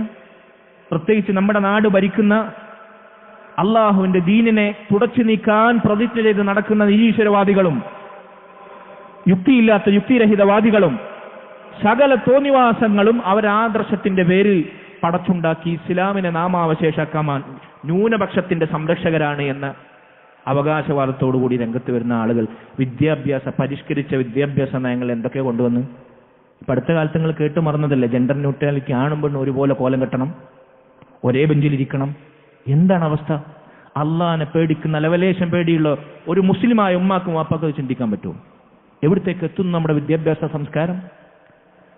നോക്കൂ, നിങ്ങൾ സ്കൂളിൽ പോയി മാതാപിതാക്കളോടുള്ള സാമാന്യ മര്യാദകളെങ്കിലും പാലിക്കുന്ന ഒരു കുട്ടികൾ കാണിക്കും. സ്കൂളിൽ പോയി നന്നായ കുട്ടികൾ. നേരെ മറിച്ച് സ്കൂളിൽ പോയ വടക്കായവരെ മാത്രം നമുക്ക് കാണിച്ചു കൊടുക്കാൻ പറ്റൂ. അതൊക്കെ നമ്മൾ നേരത്തെ തന്നെ കൊടുക്കും, നേരത്തെ കാലത്തെ കൊടുക്കും, അഡ്വാൻസ്ഡ് ആയിട്ട്. ദീനോ? ഇത് കൊടുക്കേണ്ട സമയത്ത് കൊടുക്കാതിരുന്നാൽ കിട്ടേണ്ട സമയത്ത് കിട്ടേണ്ടത് അവരിൽ നിന്ന് കിട്ടാതെ നമുക്ക് പോകും. അള്ളാഹു കാത്ത് രക്ഷിക്കുമാറാകട്ടെ. അതുകൊണ്ട് മക്കളെ ചെറുപ്പത്തിലേ അള്ളാഹു സുബ്ഹാനഹു വ തആലയെക്കുറിച്ചുള്ള ബോധം നമ്മൾ നട്ടുപിടിപ്പിക്കണം.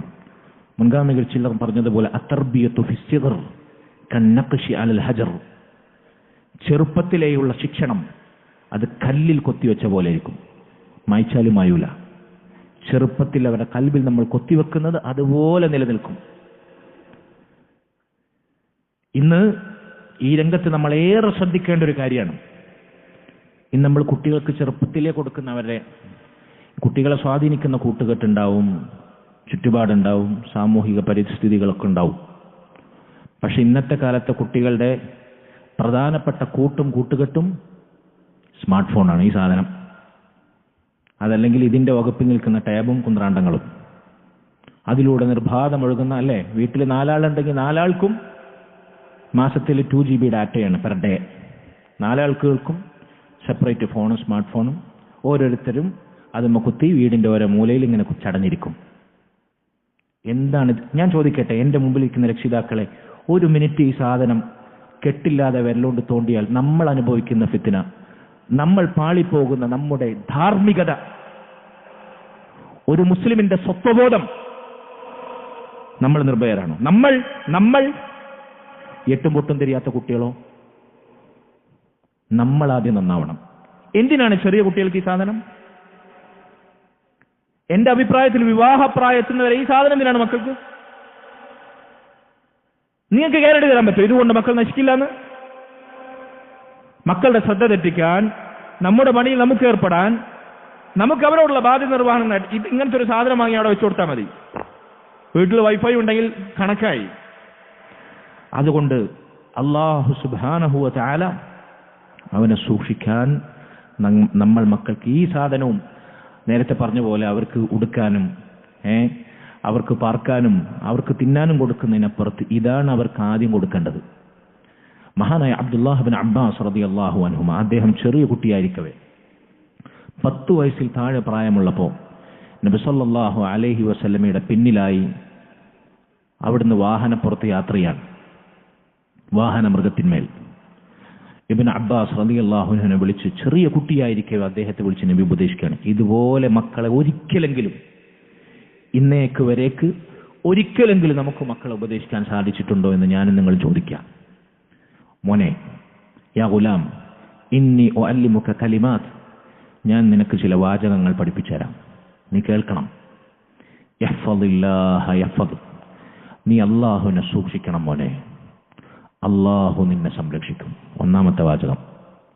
അല്ലാഹുവിനെ സൂക്ഷിക്കണം എന്ന് പറഞ്ഞാൽ അല്ലാഹുവിന്റെ കൽപ്പനകൾ നീ കേൾക്കണം, അവനനുസരിച്ച് ജീവിക്കണം, അവൻ വിലക്കിയ ഹറാമുകൾ നീ ഒഴിവാക്കണം, അല്ലാഹുവിന്റെ ദീനിന്റെ അതിർവരമ്പുകളിൽ നീ നിൽക്കണം, അല്ലാഹു സുബ്ഹാനഹു വ തആല അവനോടുള്ള ബാധ്യതകൾ നീ നിറവേറ്റണം, അല്ലാഹു അവന്റെ പടപ്പുകളോട് പറഞ്ഞ ബാധ്യതകൾ നിറവേറ്റണം. ഇങ്ങനെ അല്ലാഹു സൂക്ഷിക്കാൻ പറഞ്ഞ കാര്യങ്ങൾ സൂക്ഷിച്ച് നീ ജീവിക്കണം മോനെ. അതെന്താണെന്ന് വാപ്പാക്കറിയണം, ഉമ്മാക്കറിയണം, പറഞ്ഞു കൊടുക്കണം. അതിനാദ്യം നമ്മൾ പഠിക്കണം, നമ്മൾ മാറണം. എങ്കിൽ യഹ്ഫദ്, അല്ലാഹ് നിന്നെ സംരക്ഷിക്കും. ഈ വാപ്പല്ലെങ്കിലും ഉമ്മല്ലെങ്കിലും ആരില്ലെങ്കിലും ദുനിയാവിൽ നീ ഒറ്റക്കാണെങ്കിലും അല്ലാഹ് നിന്നെ സംരക്ഷിക്കും. അല്ലാഹനെ പേടിച്ച് സൂക്ഷിച്ച് നീ ജീവിച്ചാൽ. ഒന്നാമത്തെ വാചകമാണത്. യഹ്ഫളില്ലാഹ തജിദ്ഹു തുജാഹക്, നീ അള്ളാഹിനെ സൂക്ഷിക്കണം മോനെ, അള്ളാഹുവിനെ സദാ നിനക്ക് നിന്റെ മുൻപിൽ കണ്ടെത്താൻ സാധിക്കും. അള്ളാഹു നിന്നെ സഹായിച്ച്, അള്ളാഹു നിന്നെ കണ്ട് കേട്ട് നിരീക്ഷിച്ച് നിന്നെ സംരക്ഷിച്ച് അള്ളാഹുവിന്റെ തൗഫീഖും അവന്റെ റഹ്മത്തും അവനിൽ നിന്നുള്ള സമാധാനവും നിന്നോടൊപ്പം ഉണ്ടാകും. നിന്റെ മുമ്പിൽ നീ കാണുന്നത് പോലെ അള്ളാഹു നിന്നെ കാത്തോളും. ഇദാ സഅൽത ഫസ്അലില്ലാ, നീ ചോദിക്കുകയാണെങ്കിൽ മോനെ അള്ളാഹുവിനോട് മാത്രം ചോദിക്കുക, വേറൊരു പടപ്പിനോട് ചോദിക്കാതിരിക്കുക. വഇദാ ഇസ്തഅൻത ഫസ്തഇൻ ബില്ലാ, നീ സഹായം തേടുകയാണെങ്കിൽ അള്ളാഹുവിനോട് മാത്രം, മമ്പുറത്തെ തങ്ങളോടല്ല, മുഹ്യിദ്ദീൻ ശൈഖിനോടല്ല, ജാറത്തിലെ മൂപ്പരോടല്ല, അമ്പിയാക്കളോടല്ല, സ്വാലിഹീങ്ങളോടല്ല, തങ്ങന്മാരോടല്ല, ബീവിമാരോടല്ല, ആൾ ദൈവങ്ങളോടല്ല, എന്നോടല്ല, ഉമ്മയോടല്ല, അള്ളാഹുവിനോട് മാത്രം നീ സഹായം തേടുക, അവനോട് മാത്രം നീ ദുആ ചെയ്യുക. വഅലം അന്നൽ ഉമ്മത ലൗ ഇജ്തമഅത് അലാ അൻ യൻഫഉക ബിശൈഇൻ ലം യൻഫഉക ഇല്ലാ ബിശൈഇൻ ഖദ് കതബഹു അല്ലാഹു ലക്. എന്നിട്ട് നബി സല്ലല്ലാഹു അലൈഹി വസല്ലം അവിടുന്ന് ഉണർത്തുകയാണ്, അറിയണം, നീ അറിയണം, ഈ സമൂഹം മുഴുവൻ നിനക്കൊരു ഉപകാരം ചെയ്യാൻ ഒരുങ്ങി പുറപ്പെട്ടു. കൂട്ടത്തിൽ വാപ്പയുണ്ട്, ഉമ്മയുണ്ട്, നമ്മളെ കുടുംബക്കാരുണ്ട്, വേണ്ടപ്പെട്ടവരുണ്ട്, നിന്റെ ചങ്ങായിമാരുണ്ട്, എല്ലാവരും ഉണ്ട്. നീ അല്ലാത്ത ഈ ദുനിയാവിലുള്ള എല്ലാ പടപ്പുണ്ട്. നിനക്കൊരു ഉപകാരം ചെയ്യാൻ വേണ്ടി ഒരുങ്ങി പുറപ്പെട്ടു. ലം യൻഫഉക ഇല്ലാ ബിശൈഇൻ ഖദ് കതബഹു അല്ലാഹു ലക്. അള്ളാഹു നിനക്ക് ആ നന്മ രേഖപ്പെടുത്തിയിട്ടുണ്ടോ എങ്കിൽ നിനക്ക് കിട്ടും. ആരൊക്കെ അപ്പുറത്തുണ്ടെങ്കിലും ശരി, അള്ളാഹ് വിധിച്ചതല്ലാതെ നിനക്ക് കിട്ടുകയില്ല. ആരൊക്കെ എന്തൊക്കെ ചെയ്യാൻ വേണ്ടി ഒരുങ്ങി പുറപ്പെട്ടാലും ശരി, അള്ളാഹുവിനെ അത് നിനക്ക് നേടിത്തരാൻ സാധിക്കുള്ളൂ. നേരെ തിരിച്ചും, ഇനി ഈ സമൂഹം ഒന്നടങ്കം നിന്നെ ഉപദ്രവിക്കാൻ, നിന്നെ ഇല്ലാതാക്കാൻ, നിന്നെ നശിപ്പിക്കാൻ, നിന്നെ നാമാവശേഷമാക്കാൻ ഒരുങ്ങി പുറപ്പെട്ടിട്ടാണ് വരുന്നത്. നീ ഇല്ലാത്ത സകല പടപ്പുണ്ട്. ഒരു രാജ്യമല്ല, ഇവിടുത്തെ ഫാസിസ്റ്റ് ഭരണകൂടമല്ല, അതല്ലെങ്കിൽ ഏതെങ്കിലും ഇസ്ലാമിക രാജ്യത്തെ ആക്രമിക്കുന്ന സിയോണിസ്റ്റുകളല്ല, ജൂതപരിശകളല്ല, മറിച്ച് രാജ്യവും ലോകവും ഒന്നടങ്കം നീയല്ലാത്ത സകല പടപ്പുകളും നിന്നെ ഉപദ്രവിക്കാൻ ഒരുങ്ങി പുറപ്പെട്ടു എന്ന് വിചാരിക്കുക. അല്ലാഹു സുബ്ഹാനഹു വ തആല ലം യദുറൂക ഇല്ലാ ബിശൈഇൻ ഖദ് കതബഹു അല്ലാഹു.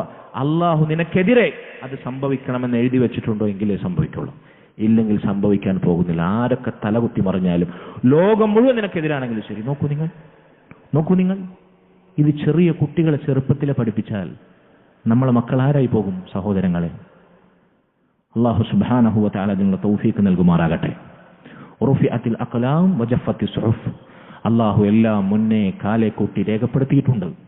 അവൻ എഴുതി വെച്ചതുപോലെ, അവൻ വിചാരിക്കുന്നത് പോലെ കാര്യങ്ങൾ നടക്കും.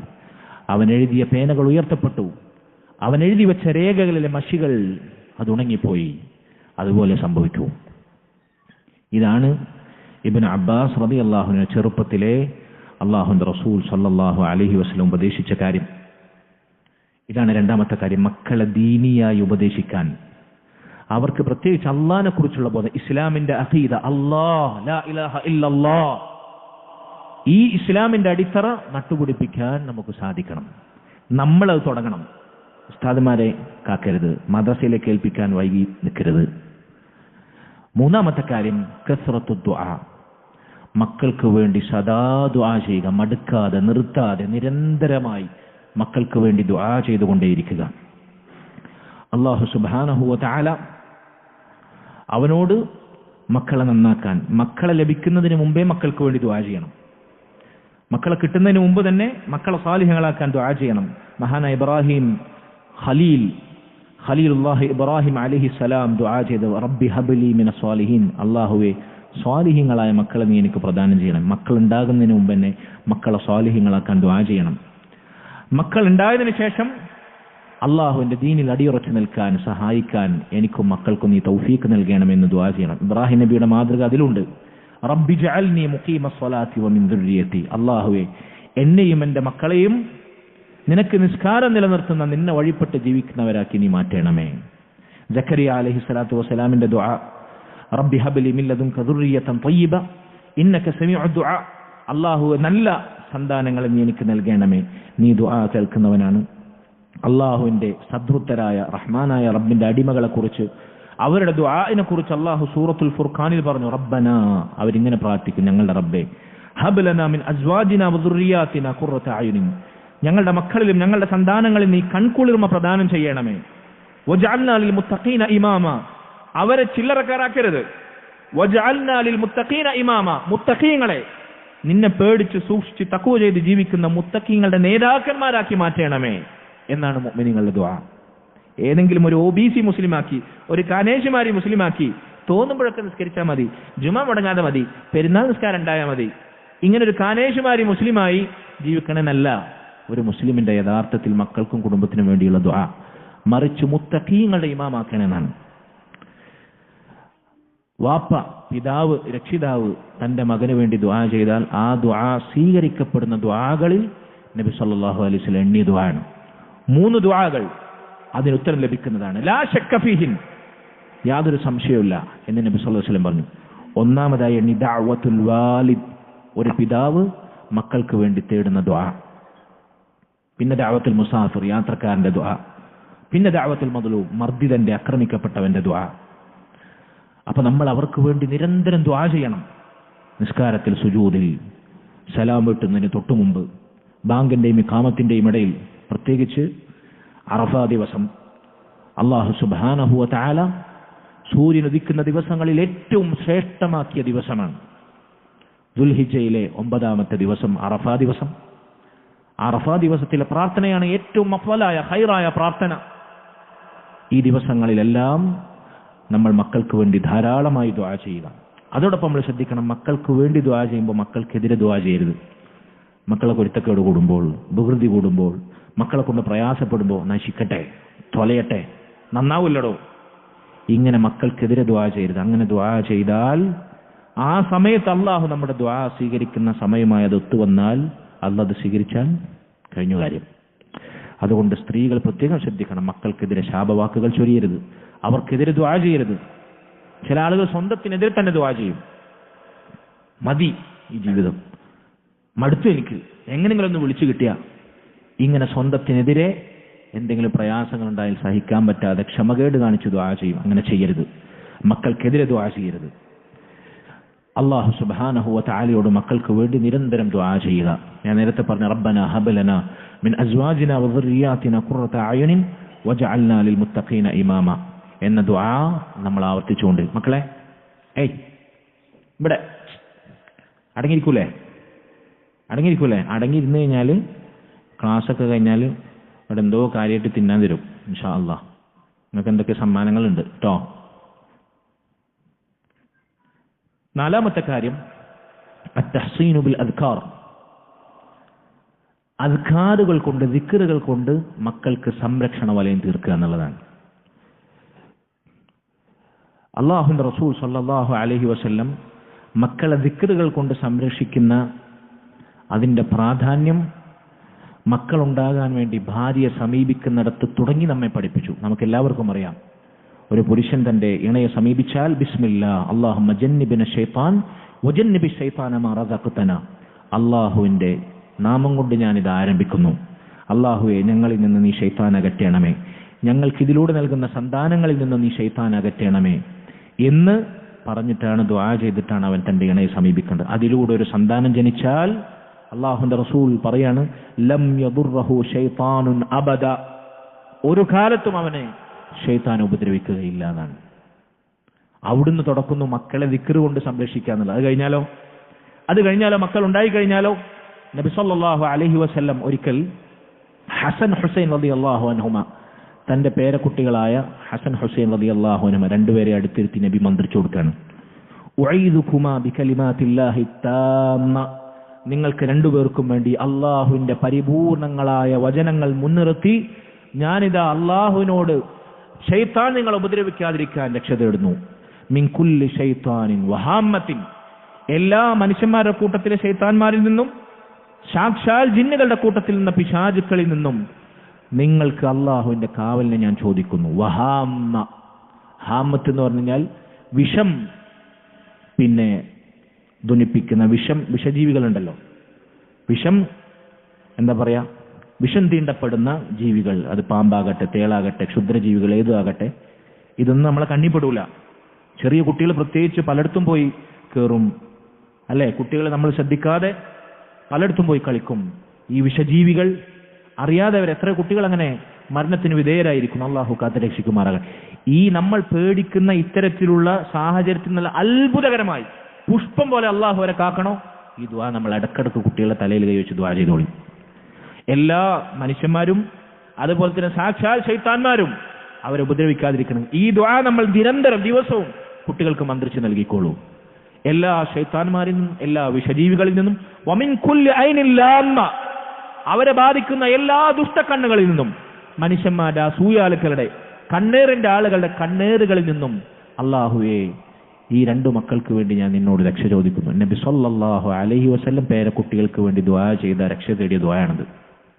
നമ്മൾ ഒരിക്കലെങ്കിലും മക്കൾക്ക് ഇതുവേണ്ടി ഇതുപോലെ തലയിൽ കൈവച്ച് ദുആ ചെയ്തിട്ടുണ്ടോ? ഒരിക്കലെങ്കിലും. ദിക്റുകൾ കൊണ്ട് മക്കളെ പ്രൊട്ടക്ട് ചെയ്യണമെന്നാണ്.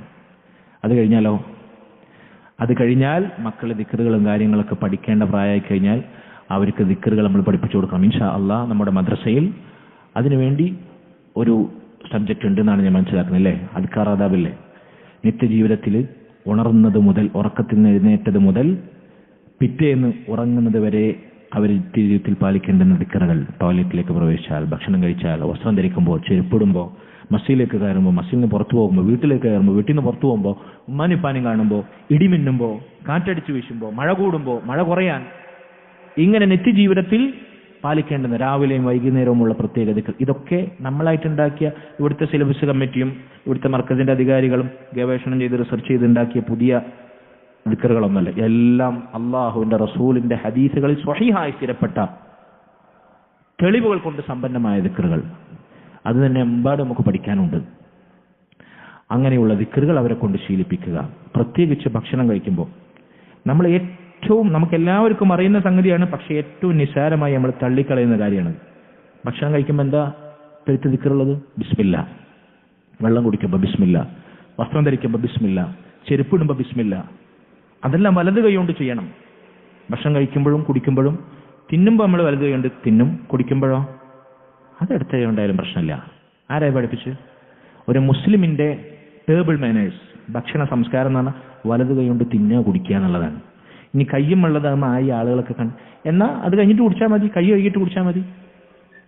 ഇടത്തെ കൈ കൊണ്ടൊന്നാലും കുടിക്കരുത്. റസൂലുള്ളാഹി സ്വല്ലല്ലാഹു അലൈഹി വസല്ലം ഇടത്തെ കൈ കൊണ്ട് കുടിച്ച ഒരാളെ വിലക്കി.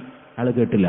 ഇനി നിനക്ക് ആ കൈ കൊണ്ടൊന്നും ചെയ്യാൻ പറ്റാതിരിക്കട്ടെ, ആ കൈ കൊണ്ട് നിനക്ക് കുടിക്കാൻ പറ്റാതിരിക്കട്ടെ. അയാൾ പിന്നെ കൈ അനക്കിയിട്ടില്ല എന്നാണ് മരണം വരെ. അതുകൊണ്ട് ഇടത്തെ കൈ കൊണ്ട് കുടിക്കുക, തിന്നുക എന്നുള്ളത് അത് ശൈത്താന്റെ പണിയാണ്. ഇങ്ങനെ ഭക്ഷണം കഴിക്കുമ്പോൾ ബിസ്മില്ല എന്ന് പറഞ്ഞ് കഴിച്ചില്ലെങ്കിൽ ശൈത്താൻ കൂടെ കഴിക്കുന്നതാണ്. വീടിന്റെ വാതിലടക്കുമ്പോൾ ബിസ്മി ചൊല്ലിയിട്ട് ഡോറ് ക്ലോസ് ചെയ്തിട്ടെങ്കിൽ ശൈത്താൻ അവിടെ പാർക്കുന്നതാണ്. അപ്പോൾ ഭക്ഷണം കഴിക്കുമ്പോൾ ബിസ്മി ചൊല്ലാതെ, വീടിന്റെ ഡോറ് ക്ലോസ് ചെയ്യുമ്പോൾ ബിസ്മി ചൊല്ലാതെ നമ്മൾ ഒരു ദിവസം രാപ്പാർത്തു എങ്കിൽ ശൈത്താൻ അവന്റെ കൂട്ടാളികളെ വിളിച്ച് വരികടാ, നമുക്കിന്നിവിടെ ഫുഡ് അക്കോമഡേഷൻ ഉണ്ടെന്ന് പറയുന്നതാണ്. ഹദീസിൽ വന്നതാണ്. ശൈത്താന് ഫ്രീ ആയി എത്ര ദിവസമാണ് നമ്മൾ ഫുഡ് അക്കോമഡേഷൻ വിളമ്പിയത്?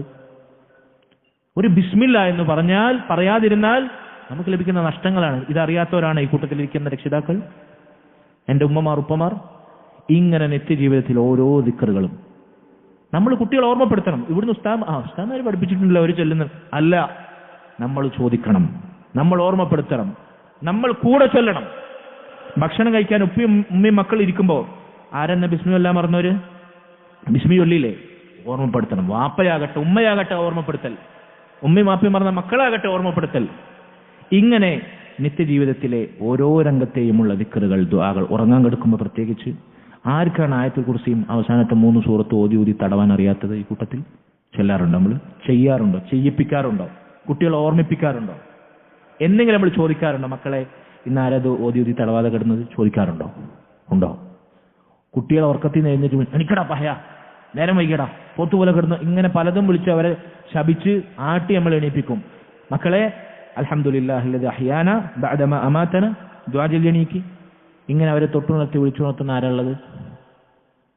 ഇങ്ങനെ ദിക്റുകൾ കൊണ്ട് അവരെ ശീലിപ്പിക്കണം. ദിക്റുകൾ കൊണ്ട് അവരെ പ്രൊട്ടക്ട് ചെയ്യണം. അള്ളാഹുവിന്റെ കാവൽ നമ്മൾ അതിലൂടെ സ്വായത്തമാക്കണം. ഇതാണ് എത്രാമത്തെ കാര്യം? നിങ്ങൾ എണ്ണുന്നുണ്ടോ? രക്ഷിതാക്കൾ പറയട്ടെ. 4ാമത്തെ കാര്യം. നമുക്കിനി എത്ര സമയമുണ്ട്? നമുക്ക് 10 കാര്യം പറയാണ്ട്. പെട്ടെന്ന് ഞാൻ അവസാനിപ്പിക്കാം. നിങ്ങൾ പറയുന്ന സമയത്ത് നിർത്താം. എത്ര സമയമുണ്ട്? രക്ഷിതാക്കളെ പറയണ്ട, നിങ്ങളാണ് ഇവിടുത്തെ നമ്മളെ അതിഥികൾ, നിങ്ങളെ നമ്മൾ മുഷിപ്പിക്കാൻ ഉദ്ദേശിക്കുന്നില്ല. നിങ്ങൾ എത്ര സമയം എന്നെ സഹിക്കും? 10:54, ഒരു 15 മിനിറ്റ് പ്രയാസമുണ്ടോ? നിങ്ങളെക്കാളൊക്കെ ഒരുപാട് ദൂരത്തുനിന്ന് ജില്ലകൾ താണ്ടിയിട്ടാണ് ഞാൻ വന്നിട്ടുള്ളത്. ജില്ലകൾ താണ്ടി പോകും വേണം. അപ്പോൾ കുഴപ്പമില്ലല്ലോ. നിങ്ങൾ മടുത്ത് ചടച്ചിരിക്കരുത് കേട്ടോ. പിന്നെ ഒരു അവസരത്തിലേക്ക് നമുക്ക് മാറ്റി വെക്കാം. നിങ്ങൾക്ക് എന്താ നിങ്ങളെ അഭിപ്രായം? ഇൻഷാ അല്ലാഹ്. ബറക്കല്ലാഹു ഫീക്. എല്ലാവരും അതുപോലെ സമാന ചിന്താധികരാവണം ഇൻഷാ അല്ലാഹ്. അഞ്ചാമത്തെ കാര്യം കുട്ടികൾക്ക് ഇഖ്തിയാറുൽ അസ്മാഇ ത്വയ്യിബ, കുട്ടികൾക്ക് നല്ല പേരുകൾ തിരഞ്ഞെടുക്കുക എന്നുള്ളതാണ്. കുട്ടികൾക്ക് എല്ലാവർക്കും പേരിട്ടവരാണ് നമ്മൾ. എന്നെ വളരെ അത്ഭുതപ്പെടുത്തിയിട്ടുള്ള ഒരു കാര്യം, ഈ ആധുനിക കാലഘട്ടത്തിലെ കുട്ടികൾക്ക് പേരിടുന്ന സംസ്കാരം ഉണ്ടല്ലോ. അപ്പോൾ അപ്പാൻ്റെയും മാൻ്റെയും പേരിൻ്റെ ആദ്യത്തെ അക്ഷരം എടുക്കും, അടുക്കത്തെ അക്ഷരം എടുക്കും, അവിടുന്ന് ഇവിടുന്ന് 4 അക്ഷരം പറക്കും, എന്നിട്ട് അതിങ്ങനെ നെറ്റിൽ സെർച്ച് ചെയ്യും, എന്നിട്ട് ആ പേരാണ്. അതിൻ്റെ അസിൽ തേടി കഴിഞ്ഞാൽ ഒരസിലും ഉണ്ടാവില്ല, ഒരർത്ഥം ഉണ്ടാവില്ല. ഏതോ മനുഷ്യൻ എന്താ പറയുക, ഇന്റർനെറ്റിൽ ഇട്ട സാധനം അതിങ്ങനെ ബ്രൗസ് ചെയ്യുമ്പോൾ കിട്ടും, അതങ്ങിടും.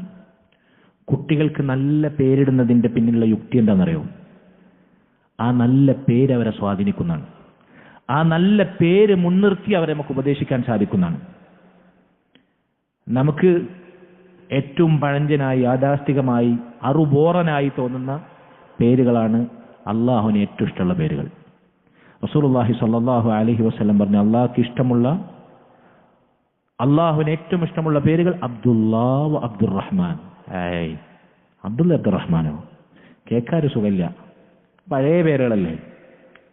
അള്ളാഹുവിന്റെ അടിമ, റഹ്മാനായ റബ്ബിന്റെ അടിയാർ, അതാണ് അള്ളാഹ്ക്ക് ഏറ്റവും ഇഷ്ടം. കാരണം എന്താ? അതിനേക്കാൾ അള്ളാഹുവിന്റെ അടിമയാകാൻ അർഹിക്കുന്ന മറ്റൊരു പേരില്ല. അള്ളാഹിന്റെ അടിമ, റഹ്മാനിന്റെ അടിമ. ഇങ്ങനെയാണ് നമ്മൾ പേര് സെലക്ട് ചെയ്യേണ്ടത്. നമ്മളെ പേരിടേണ്ട സംസ്കാരം എങ്ങനെയാണ് ഇസ്ലാമിന്റെ? പാപ്പാൻ്റെയും മാൻ്റെയും പേരിന്റെ ആദ്യത്തെ അക്ഷരങ്ങൾ ഇംഗ്ലീഷ് ലെറ്റേഴ്സ്, ആൽഫബറ്റ്സ് കൂട്ടി വെച്ചിട്ടല്ല. എന്നിട്ട് പറ്റ വൃത്തികെട്ട അർത്ഥങ്ങളുള്ള പേരുകളാണ് അവസാനം പേര്. എന്നിട്ട് അത് പിന്നെ ഏച്ചുകൂട്ടി മാച്ചുണ്ടാക്കിയിട്ട് എന്നിട്ടുണ്ട് ഉസ്താമാർക്ക് ഒരു മെസ്സേജ്, അല്ല ഇതിന്റെ അർത്ഥം ഒന്ന് നോക്കി തരുമോ? എവിടെ നോക്കിയിട്ട് കിട്ടാനാണ് അർത്ഥം? ഒരായിട്ടുണ്ടാക്കി ക്രിയേറ്റ് ചെയ്ത ഒരു വാലും തലയില്ലാത്ത അഡ്രസ് ഇല്ലാത്ത പേരിന് അർത്ഥം നമ്മൾ ഉണ്ടാക്കി കൊടുക്കാനോ? അതുകൊണ്ട് പേരിടുമ്പോൾ അറബിയിലായിരിക്കണം അതിന്റെ അടിസ്ഥാനം. അങ്ങനെയുണ്ട് പേർഷ്യൻ പേരുകൾ, ഉറുദു പേരുകൾ, അറബിയിലായിരിക്കണം അതിന്റെ അടിസ്ഥാനം. അർത്ഥമുള്ള പേരുകൾ അവിടെ നമുക്ക് കിട്ടുള്ളൂ. സ്വഹാബികളുടെ പേരുണ്ട്, അമ്പിയാക്കളുടെ പേരുണ്ട്, നമ്മുടെ മുൻഗാമികളുടെ പേരുണ്ട്, എത്രയോ മനോഹരങ്ങളായ പേരുകളുണ്ട്. കേൾക്കാൻ ഈ പറഞ്ഞ മാതിരി പുതുമയുള്ള പേരുകളുണ്ട്. അതൊന്നും നമുക്ക് ആവശ്യമില്ല. അതുകൊണ്ട് പേരിടുമ്പോൾ നമ്മൾ ശ്രദ്ധിക്കണം. അള്ളാഹുവിന് ഇഷ്ടമുള്ള പേരുകൾ. അബ്ദുള്ള എന്നൊരാൾക്ക് പേരിട്ടെന്ന് വിചാരിക്കുക. ആ മോനെ വിളിച്ചിട്ട്, ഇപ്പം ഈ ജാതി പേരിടുന്ന സംസ്കാരം നമ്മുടെ മുസ്ലിമീങ്ങൾക്ക് വളർന്നുകൊണ്ട് അന്യമതസ്ഥർക്ക് സമാനമായ പേരുകളാണ്. അവനെ വിളിച്ചു കഴിഞ്ഞാൽ ആളുകൾക്ക് കേൾക്കുക അതാണ്, തോന്നുക അതാണ്, ഇത് മുസ്ലിമാ കാഫറോ? അല്ല പേര് ചോദിച്ചാൽ ഇത് കാക്കയാണോ മാപ്പിളയാണോ അതല്ല പുറത്താണോ എന്ന് ചോദിക്കേണ്ട അവസ്ഥയാണ്. അബ്ദുള്ള, ഞാൻ പറഞ്ഞു വന്നത്, നല്ല പേരിട്ടാൽ നമുക്ക് എങ്ങനെ മക്കളെ ഉപദേശിക്കും? അബ്ദുള്ള എന്നൊരു കുട്ടിക്ക് പേരിട്ടാൽ, മോനെ എൻ്റെ പേര് അബ്ദുള്ള എന്നാണ്, നീ അള്ളാന്റെ അടിമയാണ്, നീ ഒരു പടപ്പിന്റെ അടിമയല്ല, നീ അള്ളാഹുവിനെ മാത്രം പേടിച്ചു ഭയപ്പെട്ട് ജീവിക്കുന്നവനാണ്. റബ്ബുൽ ആലമീന്റെ, ലോകരുടെ റബ്ബായ, രാജാതിരാജനായ, മലിക്കുൽ ജബ്ബാറായ, അങ്ങേയറ്റം കാരുണ്യവാനായ, കാരുണ്യത്തിന്റെ കേദാരമായ, ആകാശവും ഭൂമിയും അടക്കി ഭരിക്കുന്ന ഏറ്റവും മഹാനായ വലിയവനായ റബ്ബിന്റെ അടിമയാണ് നീ, അള്ളാഹുവിന്റെ അടിമ. നീ അള്ളാഹുവിനെ പേടിച്ച് ജീവിക്കേണ്ടവനാണ്. മക്കൾ അങ്ങനെ ഉപദേശിക്കാൻ പറ്റും. ഇങ്ങനെ അമ്പിയാക്കളുടെ, സ്വഹാബികളുടെ പേര്, നിന്റെ പേര് മുഹമ്മദ്, നമ്മുടെ റസൂൽ സ്വല്ലല്ലാഹു അലൈഹി വസല്ലം, നമ്മൾ നമ്മുടെ ജീവനേക്കാളേറെ സ്നേഹിക്കേണ്ടുന്ന, അള്ളാഹുവിന്റെ സൃഷ്ടികളിൽ ഏറ്റവും ഇഷ്ടപ്പെട്ട മഹാനായ റസൂൽ സ്വല്ലല്ലാഹു അലൈഹി വസല്ലമയുടെ പേരാണ് നിനക്ക്. നീ നബിയെ പോലെ ജീവിക്കണം, നീ നബിയെ പോലെ ആകണം. സ്വഹാബികളുടെ പേര് ഉമർ ഇബ്നുൽ ഖത്താബ്, ഇസ്ലാമിന്റെ ആദർശ സ്ഥൈര്യത്തിന്റെ വക്താവാണ്. ഉമർ ഒരു വഴിയിലുണ്ടെന്നറിഞ്ഞാൽ പിശാച് വഴിമാറി സഞ്ചരിക്കപ്പെടുന്ന സാക്ഷാൽ ഉമറിന്റെ പേരാണ് നിനക്ക്. ഉമറിനെ പോലെ നീ വളരണം. മോളെ, നിന്റെ പേര് ആയിഷ എന്നാണ്. നമ്മുടെ ഉമ്മഹാത്തുൽ മുഅ്മിനീന്റെ നേതാവ്, അള്ളാഹുവിന്റെ റസൂലിന് പ്രിയപ്പെട്ട മഹിളാരത്നം മാതൃകാ വനിത ഫാത്തിമ, അള്ളാന്റെ റസൂലിന്റെ കരളിന്റെ കഷ്ണമായ ഫാത്തിമ. നിന്റെ പേരേതാണ്. നീ ഫാത്തിമയെ പോലെ വളരണം, നീ ആയിഷയെ പോലെ വളരണം, നീ ഖദീജത്തുൽ കുബറയാകണം. അല്ലാതെ ഇവിടുത്തെ ഏതെങ്കിലും ബ്ലോഗറോ ഏതെങ്കിലും സിനിമാ നടിയോ ഏതെങ്കിലും സെലിബ്രിറ്റി കോമ്പിയോ അന്യരുടെ മുമ്പിൽ തുണിയുരിയുന്ന വൃത്തികെട്ട അഭിസാരികകളോ അല്ല നിന്റെ റോൾ മോഡൽ. നീ മിനിസ്ക്രീനിൽ കാണുന്ന ചേലും കോലും ഒപ്പിച്ച ആണും പെണ്ണും കെട്ട സ്ത്രീപേക്കോലങ്ങളല്ല നിന്റെ മാതൃകാ വനിതകൾ. ഇങ്ങനെ അവരെ ഉപദേശിക്കാൻ സാധിക്കണം. പേരിന് ഇത്രമേൽ സ്വാധീനമുണ്ട്. അതുപോലെ തന്നെ റസൂലുള്ളാഹി സ്വല്ലല്ലാഹു അലൈഹി വസല്ലമയുടെ ഹദീസിൽ കാണാം, മുൻഗാമികൾ വിശദീകരിച്ചതായി കാണാം, ലികുല്ലി റജുലിൻ മിൻ ഇസ്മിഹി നസീബുൻ. ഓരോ മനുഷ്യനും അവനിടുന്ന പേരിന്റെ ഒരു വിഹിതം ഉണ്ടാവും. ആ പേരിലുള്ള നന്മയാണെങ്കിൽ നന്മയുണ്ടാവും, ആ പേരിലുള്ള ദോഷമാണെങ്കിൽ ആ ദോഷം ഉണ്ടാവും. അതവനെ സ്വാധീനിക്കും. അവനത് അർത്ഥമറിഞ്ഞ് ഉൾക്കൊണ്ട് ചെയ്യുകയാണെങ്കിൽ. മനസ്സിലായോ? അതുകൊണ്ട് നല്ല പേരുകൾ മക്കൾക്കിടണം. ഏതെങ്കിലും അർത്ഥവും നൂലും വാലും അഡ്രസ്സൊന്നും ഇല്ലാത്ത പേരുകളെ മക്കൾക്ക് തിരുത്തണം. ആ പേരിലാണ് നാളെ ഖിയാമത്ത് നാളെ അവർ വിളിക്കപ്പെടുക. ഒരർത്ഥമില്ലാത്ത, അതല്ലെങ്കിൽ മോശമായ അർത്ഥമുള്ള പേരിൽ നമ്മുടെ മക്കൾ ഖിയാമത്ത് നാളിൽ വിളിക്കപ്പെടുന്ന അവസ്ഥ അതെത്ര പരിതാപകരമാണ്, അതെത്ര നിന്ദ്യമാണ്. അതുകൊണ്ട് നമ്മൾ ശ്രദ്ധിക്കണം. ഇങ്ങനെ മക്കൾക്ക്, അതുപോലെ തന്നെ പണ്ഡിതന്മാർ പറയുന്ന മറ്റൊരു കാര്യം, ഇത് ചിലപ്പോൾ നമുക്ക് കേട്ടുകേൾവി പോലും ഇല്ലാത്ത കാര്യമായിരിക്കും. കുഞ്ഞിയത്തിടുന്ന സംഗതിയുണ്ട് അറബികൾക്കിടയിൽ, മുൻഗാമികൾക്കിടയിൽ. കുഞ്ഞിയത്ത് എന്ന് പറഞ്ഞാൽ എന്താ? മക്കളിലേക്ക് ചേർത്ത് അബു എന്നോ അതല്ലെങ്കിൽ ഉമ്മ എന്നൊക്കെ ചേർത്ത്, ഉമ്മയാണെങ്കിൽ അബ്ദുല്ലാന്റെ ഉമ്മ അബ്ദില്ല, അബ്ദുല്ലാന്റെ ഉപ്പ അബു അബ്ദില്ല. ഇങ്ങനെ മക്കൾക്ക് ചെറുപ്പത്തിൽ അങ്ങനെ കുഞ്ഞിയത്തിടണമെന്ന്. മക്കൾ വാപ്പയായിട്ടില്ല, മക്കൾ തന്നെയാണ്, മക്കൾ ഉമ്മയായിട്ടില്ല. എങ്കിലും അവർക്കിഷ്ടമുള്ള, അള്ളാഹുവിന് ഇഷ്ടപ്പെട്ട ഒരു പേര് വെച്ച് അവർക്കൊരു കുഞ്ഞിയത്തിട്ട് കൊടുക്കണം. ഉദാഹരണത്തിന് മോന്റെ പേരെന്താ? പേരില്ലേ? പേര് പറഞ്ഞാൽ എന്റെ പേരെന്താ? ഹനാന് കുഞ്ഞിയത്തുണ്ടോ? ഇവിടെ കുഞ്ഞിയത്തുള്ള ആരുള്ളത്? അബ്ദുള്ള അല്ലേ? അബ്ദുള്ളാന്റെ കുഞ്ഞിയത്ത് എന്താ? അബു ഐമൻ. അവനവന്റെ കുഞ്ഞിയത്തായി സ്വീകരിച്ചത് അബു ഐമൻ എന്നാണ്. നമുക്ക് കുഞ്ഞിയത്തുണ്ടോ? അബ്ദുറഹ്മാന് എന്താ എന്റെ കുഞ്ഞിയത്ത്? അബു അബ്ദുറഹീം. അയ്യോ, അബു അബ്ദുറഹ്മാന്റെ കുഞ്ഞിയത്ത് അബു അബ്ദുറഹീം എന്നാണ്. അബ്ദുറഹീമിന്റെ. എന്തിനാണ് അങ്ങനെ ഇടുന്നത്? അത് വാപ്പയായിട്ട് ഉമ്മയായിട്ടല്ല, മറിച്ച് ആ പേര് അവർക്ക് സാധ്യം. അബ്ദുറഹീമിന്റെ വാപ്പയാകേണ്ടവനാണ് നീ. അള്ളാന്റെ റഹീമായ റബ്ബിന്റെ അടിമയുടെ വാപ്പയാകേണ്ടവനാണ് നീ. അതുപോലെ വളരണം. ഇപ്പൊ തന്നെ നീ ഭാവിയിൽ മഹാനായ അള്ളാഹുവിന് ഇഷ്ടപ്പെട്ട പേരിന്റെ വക്താവായ ഒരു കുഞ്ഞിന്റെ പിതാവാകാനുള്ളവളാണ്, മാതാവാകാനുള്ളവളാണ്. അതുകൊണ്ട് നീ അതുപോലെ വളരണം. നീ ഇവിടുത്തെ സിനിമാ നടന്മാരുടെയോ കായിക താരങ്ങളുടെയോ അർജന്റീനക്കാരന്റെയോ ബ്രസീലുകാരന്റെയോ പോർച്ചുഗൽക്കാരന്റെയോ ഫേനായി അവർ തുള്ളുന്ന പേക്കോലത്തിനത്ത് തുള്ളി നിന്റെ ജീവിതവും ജന്മവും പാഴാക്കുന്ന മുടിയനായ പുത്രനും പുത്രിയുമായി മാറേണ്ടവളല്ല. നിന്റെ റോൾ മോഡൽസ് ഇവരാണ്. ഇവര് ജീവിച്ച പോലെ നീ ജീവിക്കണം. അല്ല, എന്തെന്നത്തെ മക്കളുടെ അവസ്ഥ? കുട്ടികളോട് അള്ളാന്റെ അമ്പിയാക്കളിൽ ഒരു 5 ആളുടെ പേര് പറയാൻ പറഞ്ഞാൽ നമുക്കൊക്കെ അറിയോ? സഹാബികളുടെ പേര് പറയാനറിയോ? എത്ര കളിക്കാരുടെ പേര് പറയും? എത്ര സിനിമാ താരങ്ങളുടെ പേര് പറയും? ആരാണ് ഇവർക്കത് കേൾപ്പിച്ചു കൊടുത്തത്? ആരാണ് ഇവർക്കത് കാണിച്ചു കൊടുത്തത്? ഈ സാധനം ആരാണ് അവർക്ക് കൊടുത്തത്? നമ്മൾ തന്നെയാണ് അതിന്റെ ഉത്തരവാദി. നമ്മൾ തന്നെയാണ്. കുട്ടികളുടെ വിഷയം പോട്ടെ, നമ്മുടെ കൽബിൽ സ്ഥാനം പിടിച്ചവരാരോ? അവർ മുടിവെട്ടിയാൽ അതുപോലെ മുടിവെട്ടാൻ, അവർ കീറപ്പേന്റ് ഇട്ടാൽ അതുപോലെ കീറപ്പേന്റ് ഇടാൻ. ഇപ്പൊ മുട്ടുവരെത്തിയിട്ട് നീ എവിടെ വരെത്തോ നമ്മൾക്കറിയില്ല. അവർ സ്ലീവ്ലെസ് ഇട്ട് കഴിഞ്ഞാൽ നമ്മുടെ മുസ്ലിം മതത്തിലെ പെൺകുട്ടികൾ സ്ലീവ്ലെസ് ഇടാൻ, ഏതെങ്കിലും സിനിമാ നടിമാര് പേക്കോലം കെട്ടിക്കഴിഞ്ഞാൽ അതുപോലെ ആട്ടത്തിനൊപ്പം തുള്ളാൻ. ഇപ്പൊ ആണും പെണ്ണും ഒരുപോലെ ആയിട്ടുണ്ട്. ഇപ്പോഴത്തെ എന്താ പറയാ, കൊറിയൻ മ്യൂസിക് ബാൻഡ് ഉണ്ടല്ലോ, എന്താടാ അതിന്റെ പേര്?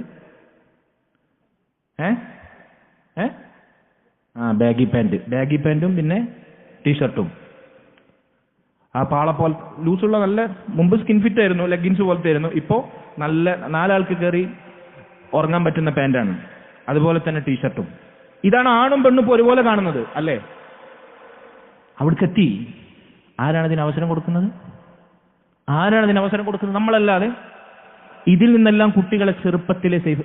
വേറൊരു കാര്യം ഞാൻ സാന്ദർഭികമായി ചോദിച്ചു. ചെറിയ കുട്ടികളുണ്ടല്ലോ, പെൺകുട്ടികളെ, അവർ ചെറിയ കുട്ടികളാന്ന് പറഞ്ഞിട്ട് മിനി സ്കർട്ട്, അവരെ കാൽമുട്ടും തുടയൊക്കെ കാണുന്ന, കൈയില്ലാത്ത സ്ലീവ്ലെസ്, ഇതൊക്കെ ഇട്ട് കൊടുത്തിട്ട് പള്ളിയിൽ വരെ ആളുകൾ കൊണ്ടുവരുന്നുണ്ട്. ദീനിയായിട്ട് നല്ല ചില ഉമ്മയും വാപ്പൊക്കെ ജുബയും താടിയും നിക്കാബും പർദ്ദയൊക്കെ ആയിരിക്കും. മോളെയോ കൈ ഉണ്ടാവില്ല. കുട്ടിയല്ലേ, ചെറുതല്ലേ. കുട്ടിയാണെങ്കിലും കുട്ടി പെൺകുട്ടിയാണെങ്കിൽ പെൺകുട്ടിയായി വളർത്തണം.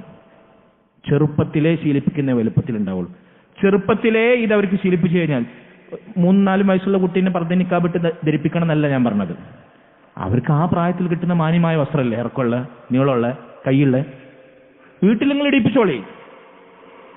ആളുകൾക്കിടയിൽ കൊണ്ടുപോകുമ്പോൾ അവർക്ക് ലജ്ജയില്ലാതാകും. ഇന്നത്തെ ആധുനിക സമൂഹത്തിലെ മുസ്ലിം പെൺകുട്ടികൾക്ക് നേരിടുന്ന ഏറ്റവും വലിയ അപജയം ലജ്ജയില്ലായ്മയാണ്. ലജ്ജയില്ലായ്മ. അൽ ഹയാഉ ശുഅബത്തും മിനൽ ഈമാൻ. ലജ്ജ ഈമാനിന്റെ ഭാഗമാണ്, ശാഖയാണ് എന്ന് അള്ളാന്റെ റസൂൽ പഠിപ്പിച്ച ലജ്ജ തൊട്ട് തീണ്ടാത്ത വർഗമായി നമ്മുടെ ആൺമക്കളും പെൺകുട്ടികളും ന്യൂജൻ കുട്ടികളും അത് പതിക്കുകയാണ്. ആരാണ് കാരണം? നമ്മൾ തന്നെയാണ് കാരണം. കൂട്ടത്തിൽ പറയട്ടെ, ഇവിടെ LKG മുതൽ കുട്ടികൾക്ക്, പെൺകുട്ടികൾക്ക് വേഷം പർദ്ദയാണ്. നിങ്ങൾക്കറിയാലോ. എന്തിനാ നമ്മളെ ശീലിപ്പിച്ചു? ഇത്ര ചെറുപ്പത്തിലെ വേണം ഉസ്താദേ, ചൂടല്ലേ, പ്രയാസല്ലേ. ചെറുപ്പത്തിലെ ശീലിപ്പിച്ചാൽ അവർക്ക് അതിനോട് ഇഷ്ടമുണ്ടാവും. ചെറുപ്പത്തിലെ മിനിസ്കർട്ടും സ്ലീവ്ലെസ്സോ ശീലിപ്പിക്കുന്നെങ്കിലോ വലുപ്പത്തിൽ അവരതിടും. അവരിടുമ്പോൾ നമുക്ക് കുറ്റം പറയാൻ പറ്റുമോ? നമുക്ക് തടയാൻ പറ്റുമോ? ഞാൻ ചോദിക്കട്ടെ, നമ്മൾ ചെറുപ്പത്തിൽ ശീലിച്ചത് എത്ര ശീലങ്ങളാണ് ഇപ്പോഴും നമുക്ക് തിരുത്തപ്പെടാതെ പോകുന്നത്? ചെറുപ്പത്തിലെ മുണ്ടിട്ട് നടന്നാൽ ഇപ്പോഴും മുണ്ടിടും, ഇല്ലേ? ചെറുപ്പത്തിലെ പാൻറ്റും കുട്ടി ഷർട്ടിട്ട് നടന്നാൽ ഇപ്പോഴും അങ്ങനെ നടക്കും, ഇല്ലേ? ചെറുപ്പത്തിൽ ശീലിക്കുന്നത് മക്കൾക്ക് വലുപ്പത്തിലുണ്ടാകും, ഇല്ലെങ്കിൽ പ്രയാസമായിരിക്കും തിരുത്താൻ. അതുകൊണ്ട് പെൺകുട്ടികളെ പെൺകുട്ടികളായി ഫാത്തിമയെപ്പോലെ, ആയിഷയെപ്പോലെ, ഖദീജയെപ്പോലെ റളിയല്ലാഹു അൻഹുന്ന, ഈ ഉമ്മത്തിന്റെ മാതൃകാ വനിതകളെപ്പോലെ, മഹിളാരത്നങ്ങളെപ്പോലെ വളർത്തണം. സിനിമാ നടിമാരെ പോലെ, യൂട്യൂബേഴ്സിനെ പോലെ, വ്ളോഗേഴ്സിനെ പോലെ, ഗായികമാരെ പോലെ, അഭിസാരികളെ പോലെ അല്ല വളർത്തേണ്ടത്. മുസ്ലിമാണെങ്കിൽ, മുസ്ലിമത്താണെങ്കിൽ, ഇസ്ലാമിന്റെ വക്താക്കളാണെങ്കിൽ മുസ്ലിമായി ജീവിച്ച് മരിക്കാൻ, സ്വർഗത്തിലെത്താൻ ആഗ്രഹിക്കുന്നു. അല്ലാത്തവരോട് വർത്താനല്ല, അവരോട് പറയാൻ നമ്മൾ ആഗ്രഹിക്കുന്നില്ല.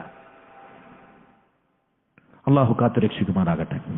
അതുകൊണ്ട് മക്കളുടെ പേഴ്സണാലിറ്റി ഡെവലപ്മെന്റ്, അതാണ് വിഷയം. മക്കളുടെ വ്യക്തിത്വ വികാസത്തിന് ഈ പേരിടലും അവർക്ക് ഈ പറഞ്ഞ കുഞ്ഞത്ത് സ്ഥാപിക്കലും അവരെ വേഷങ്ങൾ ചെറുപ്പത്തിൽ ശീലിപ്പിക്കലൊക്കെ വലിയ സ്വാധീനമുണ്ടാക്കും. ഞാൻ പറഞ്ഞു മനസ്സിലായല്ലോ. 6ാമത്തെ കാര്യം ഞാൻ പെട്ടെന്ന് അവസാനിപ്പിക്കാം. മോനെ, അൽ അദ്ലു ബൈനൽ അബ്നാ, മക്കൾക്കിടയിൽ നീതി പാലിക്കണം. നമ്മൾ മക്കൾക്കിടയിൽ നീതി പാലിക്കണം. 2, 3, 4 മക്കളുണ്ടെങ്കിൽ, ഒന്നിൽ കൂടുതൽ മക്കളുണ്ടെങ്കിൽ അതിൽ തന്നെ പെൺകുട്ടികളുണ്ടാവും, ആൺകുട്ടികളുണ്ടാവും. പെൺകുട്ടികളോട് കൂടുതൽ സ്നേഹം, ആൺകുട്ടികളോട് കുറവ് സ്നേഹം, അതല്ലെങ്കിൽ തിരിച്ച് ആൺകുട്ടികളോട് മുന്തിയ സ്നേഹം, പെൺകുട്ടികളോട് കുറഞ്ഞ സ്നേഹം. ഇങ്ങനെ മക്കൾക്ക് കൊടുക്കേണ്ട അവകാശങ്ങളിൽ നമ്മൾ നീതി പാലിക്കണം. നമ്മളവിടെ അനീതി കാണിച്ചാലോ? ആൺകുട്ടികളെ വാരിക്കോരി മുത്തും തലോടും ലാളിക്കും കൊഞ്ചിക്കും തേനും പാലൊക്കെ കൊടുക്കും. പെൺകുട്ടികൾ അടുപ്പിക്കൂല ചില മാതാപിതാക്കൾ, പ്രത്യേകിച്ച് ചില ഉപ്പമാർ അല്ലെങ്കിൽ ചില ഉമ്മമാർ. നേരെ തിരിച്ചും. അല്ലെങ്കിൽ ചില ഉപ്പമാർക്ക് പെൺകുട്ടികളോടായിരിക്കും കൂടുതൽ അറ്റാച്ച്മെന്റ്, ആൺകുട്ടികളെ ഒരു കെയർലെസ് ആയി അങ്ങ് വിടും. അവർക്ക് കൊടുക്കേണ്ട ഹക്കുകൾ നമ്മൾ നീതി പാലിച്ചിട്ടില്ലെങ്കിൽ നമുക്ക് നൽകേണ്ടുന്ന ഹക്കുകളിൽ അവർ നീതി പാലിക്കൂല. നമ്മൾ പ്രായമേറി സർവീസിൽ നിന്നൊക്കെ വിരമിച്ച് വിശ്രമ ജീവിതം നയിക്കുന്ന സമയത്ത് അവരുടെ ഒരു പരിലാളന, അവരൊരു സ്നേഹപ്പുണരുകൾ, വാത്സല്യങ്ങൾ, ആശ്വാസവാക്കുകൾ നമ്മൾ ആഗ്രഹിക്കുമ്പോൾ അത് കിട്ടൂല. നമ്മൾ ആഗ്രഹിച്ചിട്ട് കാര്യമില്ല. നമ്മൾ കൊടുക്കേണ്ട സമയത്ത് അവർ കൊടുത്തിട്ടില്ല. ആ കൂട്ടത്തിൽ ഞാൻ പലയിടത്തും പറയാൻ ആഗ്രഹിക്കുന്ന കാര്യമാണ്, മക്കളെ കെട്ടിക്കുമ്പോൾ, പെൺമക്കളെ കെട്ടിക്കുമ്പോഴും ആൺമക്കളെ കെട്ടിക്കുമ്പോഴും കൊടുക്കുന്ന ചെലവിൽ നമ്മുടെ മുസ്ലിം ഉമ്മത്തിലെ മാതാപിതാക്കൾ വലിയ അനീതി പ്രവർത്തിക്കുന്നുണ്ട്. പെണ്ണിന് പണ്ടവും പൊന്നും വീടും സ്ഥലവും കാറും ഒക്കെ വാരിക്കോരി നൽകി അങ്ങ് കെട്ടിക്കും. പ്രത്യേകിച്ച് ഈ രംഗത്ത് പ്രതിസന്ധി അനുഭവിക്കുന്ന ദീനിയായി ജീവിക്കുന്ന ചെറുപ്പക്കാരാണ്. ഹറാമ് കലരും ദീനിനെ ബാധിക്കുമെന്ന് വിചാരിച്ച് ഒതുങ്ങിക്കൂടി ജീവിക്കുന്ന ചെറുപ്പക്കാരായ പുരുഷന്മാർ, ദീനിയായ പെൺകുട്ടിയെ വിവാഹം കഴിക്കണമെന്ന് ആഗ്രഹിക്കുന്ന ചെറുപ്പക്കാർ, തന്റെ മുഖം പോലും അന്യരുടെ മുമ്പിൽ ഒളിവാക്കാതെ മുഖാവരണം ധരിക്കുന്ന പെൺകുട്ടികളെ ഇണയായി സ്വീകരിക്കണമെന്ന് സ്വപ്നം കാണുന്ന ചെറുപ്പക്കാർ, അവരോട് അതേ വീട്ടിലെ വാപ്പാരുമാരും തിരിഞ്ഞു നോക്കാത്ത അവസ്ഥ. കുട്ടികൾക്ക് ചെലവഴിക്കുന്നിടത്ത് നമ്മൾ നീതി പാലിക്കണം. അത് മുതിർന്നാൽ വരെ. ഞാൻ ഉദാഹരണം പറയാം, ഞാൻ വെറുതെ പറയുന്നതല്ല, കേട്ടോളൂ നിങ്ങൾ. സ്വഹീഹുൽ ബുഖാരിയിൽ കാണാവുന്ന ഹദീസിൽ നുഅ്മാൻ ഇബ്നു ബശീർ റളിയല്ലാഹു അൻഹു, മഹാനായ സ്വഹാബിയാണ്, ഒരുപാട് ഹദീസുകൾ നബി സല്ലല്ലാഹു അലൈഹി വസല്ലം റിപ്പോർട്ട് ചെയ്ത സ്വഹാബി. നുഅ്മാൻ ഇബ്നു ബശീർ റളിയല്ലാഹു അൻഹുവിന് തന്റെ പിതാവ് ബഷീർ,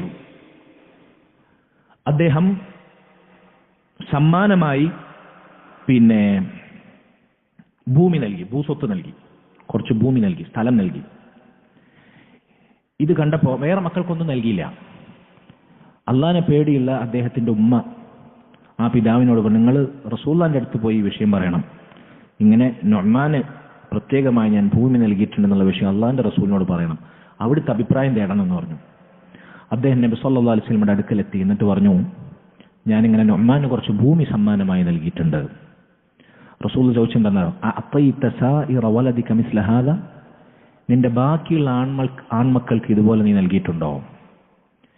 ഇസ്ലാമിലെ അനന്തര സ്വത്ത് വിധിക്കുന്നിടത്ത് പുരുഷന്റെ പകുതിയുള്ള സ്ത്രീക്ക്, അത് ഇസ്ലാമിലെ നിയമമാണ്, അതറിയാലോ. അതല്ല പറഞ്ഞത്, അത് ഒരുപോലെ നൽകണം എന്നല്ല ഇവിടെ പറഞ്ഞത്. ആൺമക്കൾക്ക്, അതായത് ഇത് നുഅ്മാൻ റളിയല്ലാഹു അൻഹു മാത്രമായി നൽകിയതാണ്, പ്രത്യേക സമ്മാനമായി. ഇതുപോലെ സമ്മാനം മറ്റു മക്കൾക്കും കൊടുത്തിട്ടുണ്ടോ, സ്വത്തായി, ഭൂമിയായി? അദ്ദേഹം പറഞ്ഞു, ഇല്ല. നബി സല്ലല്ലാഹു അലൈഹി വസല്ലം മറുപടി ഗൗരവമായി, ഫത്തഖുല്ലാഹ വഅദിലു ബൈന ഔലാദിക്കും, അല്ലാഹു നിങ്ങൾ സൂക്ഷിച്ചോളി, മക്കൾക്കിടയിൽ നിങ്ങൾ നീതി പാലിച്ചോളി. ഈ ഹദീസിനെ മുൻനിർത്തി നമ്മുടെ നാട്ടിലെ വൈവാഹിക രംഗത്തും സ്വത്ത് വീതിക്കുന്ന രംഗത്തും ദീനുണ്ട് ദീനില്ല എന്ന വിലയിരുത്തലിന്റെ രംഗത്തൊക്കെ മക്കളോട് കാണിക്കുന്ന നീതി എത്ര വലുതാണ്, നിങ്ങളൊന്ന് ആലോചിച്ച് നോക്കി. ഒരുപാട് ഹദീസുകളിൽ ഈ വിഷയം വന്നിട്ടുണ്ട്. നബി സല്ലല്ലാഹു അലൈഹി വസല്ലം നുഅ്മാൻ റളിയല്ലാഹു അൻഹു ഉപ്പാനോട് ചോദിച്ച മറ്റൊരു ചോദ്യം, അയസുറുക അൻ യകൂനു ഇലൈക ഫിൽ ബിർരി സവാ, നിങ്ങളോടുള്ള നന്മയിൽ നിങ്ങളുടെ മക്കളൊക്കെ നിങ്ങളോട് ഒരുപോലെ നിൽക്കണം നിങ്ങൾ ആഗ്രഹിക്കുന്നുണ്ടോ? അദ്ദേഹം പറഞ്ഞു, ബലാതെ. എങ്കിൽ ഫലാ ഇദൻ, എങ്കിൽ പിന്നെ നിങ്ങൾ അവരോട് കൊടുക്കുന്ന നന്മയിൽ എന്തിനാണ് ഇങ്ങനെ വിവേചനം? നബി തിരിച്ചു ചോദിക്കാണ്. ലാ അഷ്ഹദു അലാ ജൗരിൻ, ഈ കള്ളത്തരത്തിന് ഞാൻ കൂട്ടുക്കില്ല. നബി പറയാണ്, ഞാനിതിന് സാക്ഷിയാവൂല. മറ്റൊരു ഹദീസിൽ കാണാം ഇതേ സംഭവത്തെ കുറിച്ച്, ഫഅശ്ഹിദു അലാ ഹാദാ ഗൈരി, ഇത് എന്നോട് പറയണ്ട, വേറെ ആരെങ്കിലും പോയി പറഞ്ഞു, ഇത് ഞാൻ അനുവദിക്കൂല. നബി പറയാണ്. ഇത്ര ഗൗരവത്തിൽ പറഞ്ഞ വിഷയമാണ് മക്കൾക്കിടയിലുള്ള നീതി. ഇന്നിതില്ലാത്ത ഏത് കുടുംബമാണുള്ളത്? അള്ളാഹു കാത്ത് രക്ഷിക്കട്ടെ. സഹോദരങ്ങൾ, ഇത് സ്വത്തിലും അതുപോലെ തന്നെ അവർക്ക് കൊടുക്കുന്ന സമ്പത്തിലും മാത്രമൊന്നല്ല, മറിച്ച് അവർക്ക് കൊടുക്കുന്ന പരിലാളൻ, ഉമ്മയിൽ, മുത്തത്തിൽ വരെ, അല്ലേ? നബി സല്ലല്ലാഹു അലൈഹി വസല്ലം, അടുത്ത സംഭവത്തിൽ ഞാൻ പറയാം. അപ്പൊ ഇതാണ് ആറാമത്തെ കാര്യം, മക്കൾക്കിടയിൽ നീതി പാലിക്കണം. മക്കൾക്കിടയിൽ നമ്മൾ നീതി പാലിച്ചാൽ, ഞാൻ പറഞ്ഞു, പ്രായമാകുമ്പോൾ അവർ നമ്മോട് നീതി പാലിക്കും, നമ്മോടുള്ള കടമകൾ നിറവേറ്റും, അവർ തമ്മിൽ ഐക്യത്തിലാവും. മക്കൾ നമ്മൾ മരിക്കുവോളം സ്നേഹത്തിലും ഐക്യത്തിലും ഒരുമയിലും കഴിയാൻ നമ്മൾ ആഗ്രഹിക്കുന്നുണ്ടോ? നമ്മൾ അവരോടൊപ്പം ജീവിക്കുവോളം അവർക്കിടയിൽ സ്നേഹവും ഒരുമയും ഐക്യവും നിലനിർത്തി നീതി കാണിക്കണം. അപ്പൊ നമ്മൾ ഏതെങ്കിലും മക്കളോട് അനീതി കാണിച്ചാൽ അവർക്കിടയിലുള്ള ബന്ധം വഷളാവും, അസൂയ ഉണ്ടാകും, തർക്കം ഉണ്ടാവും, പ്രശ്നം ഉണ്ടാവും, കൊലപാതകം വരെ ഉണ്ടാവും സഹോദരങ്ങൾക്കിടയിൽ. കാരണം നമ്മൾ ചെയ്ത അനീതിയായിരിക്കും. അതിനപ്പുറത്ത് നമ്മളോട് അവർ ആ ദുൽമ തിരിച്ചു ചെയ്യും. വലിയ അനന്തര ഫലങ്ങൾ ഇതിന്റെ പിന്നിൽ സംഭവിക്കും. അള്ളാഹു കാത്ത് രക്ഷിക്കുമാറാകട്ടെ. അപ്പൊ ഇത് വളരെ ഗൗരവത്തിൽ ശ്രദ്ധിക്കണം. ഏഴാമത്തെ കാര്യം അർരിഫ്ഖു വറഹ്മ, മക്കളോട് കാരുണ്യവും അതുപോലെ തന്നെ അനുകമ്പയും കാണിക്കണം. അള്ളാഹുവിന്റെ റസൂൽ സല്ലല്ലാഹു അലൈഹി വസല്ലം പറഞ്ഞു, റിഫ്ഖ് എന്നത്, അനുകമ്പ, സൗമ്യത എന്നുള്ളത് ഏതൊരു കാര്യത്തിനോടൊപ്പം നീ ചേർക്കുന്നു അത് ഭംഗിയാവും. ഈ സൗമ്യതയും അവധാനതയും നീ ഏതൊരു കാര്യത്തിൽ നിന്ന് ഇല്ലാതാക്കുന്നോ അത് മോശമാകും. പ്രത്യേകിച്ച് മക്കളോടുള്ള തർബീയത്തിൽ നമ്മൾ കീറാമുട്ടികളാകരുത്. നമ്മളൊരു ഭീകര ജീവിയായി മക്കളുടെ മുമ്പിൽ അങ്ങ് പ്രത്യക്ഷപ്പെട്ട്, ഇത് അധ്യാപകന് ശ്രദ്ധിക്കണം. മക്കളെ വിരട്ടിയും പേടിപ്പിച്ചും ഒച്ചയിട്ടിട്ടും നമ്മുടെ ഒച്ച പേടിച്ച് നമ്മളുടെ കാണുമ്പോൾ തന്നെ മക്കൾ മുട്ടുപറച്ച്, ഇങ്ങനെയല്ല മക്കൾ നമ്മൾ അനുസരിക്കേണ്ടത്. മറിച്ച് ഈ ഹദീസ് ഞാൻ ഇവിടുത്തെ അധ്യാപകർക്ക് വേണ്ടി ഒന്നുകൂടി ഓർമ്മിപ്പിക്കട്ടെ. ഇന്ന റിഫ്ഖ ലാ യകൂനു ഫീ ഷൈഇൻ, ഏതൊരു കാര്യത്തിലും റിഫ്ഖ് ഉണ്ടായാൽ ഇല്ലാ സാന, അത് മനോഹരമാകും. റിഫ്ഖ് നടത്തേണ്ടടുത്ത് റിഫ്ഖ് നടത്തി തന്നെ നമ്മൾ ചെയ്യണം. വലാ യുൻസഉ മിൻ ഷൈഇൻ, ഏതൊരു കാര്യത്തിലാണോ റിഫ്ഖ് ഊറ്റപ്പെട്ടത്, ഇല്ലാതായത്, ഇല്ലാ ഷാന, അത് വഷളാകും. ശ്രദ്ധിക്കണം. അതുകൊണ്ട് മക്കളോട് റിഫ്ഖ്, ഈ പറഞ്ഞ റിഫ്ഖ് എല്ലാ സമയത്തും, മക്കള് പ്രായപൂർത്തിയായ മോനെ സുബ്ഹി നിസ്കരിക്കാതെ കിടന്നുറങ്ങിയാലും, ആഴ്ചയിൽ ജുമാ മാത്രം നിസ്കരിച്ചാലും, കൊല്ലത്തിൽ 2 തവണ മാത്രം പടിഞ്ഞാട്ടേക്ക് തിരിഞ്ഞാലും പ്രശ്നമില്ല. കുട്ടിയല്ലേ, മഴയാണെങ്കിൽ മഴയല്ലേ, വെയിലാണെങ്കിൽ ചൂടല്ലേ, പെൺകുട്ടിയാണെങ്കിൽ 15 വയസ്സല്ലായിട്ടുള്ള 18 ആവട്ടെ, കെട്ടിക്കാനാവട്ടെ, എന്നിട്ട് പുറത്തേക്കിടാം. ഈ ജാതി റിഫ്ഖ് ഉണ്ടല്ലോ, ഇതിന് റിഫ്ഖ് എന്നല്ല പറയാം, ഇതിന് ദുൽമ് എന്നാ പറയാം. ഇതിനെ കുറിച്ചല്ല നമ്മൾ പറഞ്ഞത്. അള്ളാന്റെ ദീൻ പാലിക്കുന്നിടത്ത് ഗൗരവസ്വരത്തിൽ നമ്മൾ കൽപ്പിക്കണം. അതല്ലാത്ത വിഷയങ്ങളിൽ, അവർക്കറിവില്ലാത്ത കാര്യങ്ങൾ നമ്മൾ ഉപദേശിക്കുമ്പോൾ അത് സൗമ്യമായി ലോലമായി പറഞ്ഞു കൊടുക്കണം. അവിടെ കണ്ണടക്കണം ഉണ്ടാക്കണം എന്നല്ല പറഞ്ഞതിൻ്റെ അർത്ഥം. അള്ളാഹു അതിനുള്ള തൗഫീഖ് നമുക്ക് നൽകുമാറാകട്ടെ. അപ്പൊ മക്കളോട് നല്ല നിലക്ക് സൗമ്യമായി ഇടപെടുക എന്നുള്ളത് അവരെ നമുക്ക് ഉപദേശിക്കാനുള്ള സ്പേസ് ഉണ്ടാക്കി തരും. ഇല്ലെങ്കിലോ നമ്മൾ കീറാമുട്ടിയാണെങ്കിൽ ഉപദേശിക്കാൻ വരെ നമുക്കൊരു സ്പേസ് ഉണ്ടാവില്ല. അവരായിട്ടുള്ള കമ്മ്യൂണിക്കേഷൻ ഗ്യാപ്പ് വലുതായി മക്കൾ നമ്മിൽ നിന്ന് എക്കാലത്തേക്കുമായി വേറിട്ട് പോകുന്ന അവസ്ഥ ഉണ്ടാവും. നോക്കൂ നിങ്ങൾ, നബി സല്ലല്ലാഹു അലൈഹി വസല്ലം ഒരിക്കൽ തന്റെ മടിയിലിരുത്തിയിട്ട് പേരക്കുട്ടിയായ ഹസൻ റളിയല്ലാഹു അൻഹു ഉമ്മ വെച്ചു. അപ്പോൾ അഖ്റ ഇബ്നു ഹാബിസ് റളിയല്ലാഹു അൻഹു സ്വഹാബിയാണ്, അദ്ദേഹം നബീന്റെ അടുക്കൽ ഇരിക്കുന്നുണ്ട്. നബിയോട് പറഞ്ഞു, നബിയെ എനിക്ക് 10 മക്കളുണ്ട്, ഇന്നേ വരെ ഒരു കുട്ടീനെ ഞാൻ ചുംബിച്ചിട്ടില്ല, മുത്തം വെച്ചിട്ടില്ല. നബി സല്ലല്ലാഹു അലൈഹി വസല്ലം സ്വഹാബിയായ അഖ്റഇന്റെ മുഖത്തേക്ക് നോക്കിയിട്ട് പറഞ്ഞു, മൻ ലാ യർഹം ലാ യുർഹം, കരുണ ചെയ്യാത്തവനോട് കരുണ ചെയ്യപ്പെടുകയില്ല. മക്കളെ ചുംബിക്കുക, മക്കളെ മുത്തം വെക്കുക, അവിടെ വരെ നമ്മൾ നീതി പാലിക്കണം. 10 മക്കളിൽ ഇപ്പൊ അവിടെ നമ്മൾ ശ്രദ്ധിക്കണം, ചിലപ്പോൾ വിവാഹപ്രായം എത്തിയ അല്ലെങ്കിൽ വിവാഹം കഴിഞ്ഞ മക്കളൊക്കെയുള്ള മക്കളുണ്ടാവും, ചെറിയ എന്താ പറയുക പൈതങ്ങളായ മക്കളുണ്ടാവും. അവരെല്ലാവരും ഒരുപോലെ ഉമ്മ വെക്കണം എന്ന് പറഞ്ഞാൽ അതിന് ചില ഡിസ്റ്റൻസ് ഉണ്ട്, മക്കളുടെ മെച്യൂരിറ്റിയും പ്രായമൊക്കെ അതുണ്ടാവും, അത് സ്വാഭാവികമായി. പക്ഷെ അവരാഗ്രഹിക്കും. അടുത്ത കാലത്ത് സോഷ്യൽ മീഡിയയിൽ വൈറലായൊരു മനസ്സിന് വല്ലാതെ തൊട്ടുണർത്തിയൊരു വീഡിയോ കാണാൻ സാഹചര്യം ഉണ്ടായി. ഒരു വാപ്പ ഇങ്ങനെ കാറിൽ നിന്ന് ഇറങ്ങിയിട്ട് കാറ് പാർക്ക് ചെയ്ത് വരികയാണ്. അപ്പോൾ അദ്ദേഹത്തിന്റെ 2 മക്കൾ വാപ്പ കാറിൽ ഇറങ്ങിയത് കൊണ്ട് ഓടി വരികയാണ്. അതിൽ കുട്ടികൾ തമ്മിൽ കാഴ്ചക്ക് 1 വയസ്സിന്റെ അല്ലെങ്കിൽ 1.5 വയസ്സിന്റെ വ്യത്യാസമുള്ള 2 ചെറിയ കുട്ടികൾ, 5 വയസ്സിൽ താഴെയുള്ള കുട്ടികൾ. രണ്ടാമത്തെ പെൺകുട്ടിയാണ്, മൂത്ത ആൺകുട്ടിയാണെന്നാണ് എൻ്റെ ഓർമ്മ. ഈ ചെറിയ കുട്ടി ഓടി വന്ന് വാപ്പാന്റെ അടുത്തേക്ക് മുമ്പിലെത്തി. വലിയ കുട്ടി തൊട്ട് പിന്നിലായി, പെൺകുട്ടി പിന്നിലുണ്ട്. അവൾ അതേ ആവേശത്തിലാണ് ഓടി വന്നത്. വാപ്പ എന്ത് ചെയ്തു, ഈ ആദ്യത്തെ കുട്ടിയെ വാരിപ്പോണെന്ന് മുത്തം വെച്ചിട്ട് ഇങ്ങനെ ചുറ്റിക്കറക്കി. ഈ ചെറിയ കുട്ടി അന്തം വിട്ട് ഇവളെ നോക്കിയതേ ഇല്ല. ആ കുട്ടി ആകെ ഉരുകി ഐസായ പോലെ. ആ കുട്ടിയുടെ ആ ഇമോഷൻ, മുഖത്തെ എക്സ്പ്രഷൻ കണ്ടിട്ട് അങ്ങനെ വാപ്പ ഒന്ന് വീട്ടിലേക്ക് കയറിപ്പോയി. ഇത് ആ കുട്ടിയുടെ വ്യക്തിത്വത്തിൽ, ആ കുട്ടിയുടെ വൈകാരികതയിൽ ഉണ്ടാക്കുന്ന സ്വാധീന ചില്ലറയിൽ. ഇതൊക്കെ നമ്മൾ പരിഗണിക്കണം. അവിടെ വരെ നമ്മൾ നീതി പാലിക്കണം. അർഹിക്കുന്ന സമയത്ത് നമ്മൾ കൊടുക്കണം.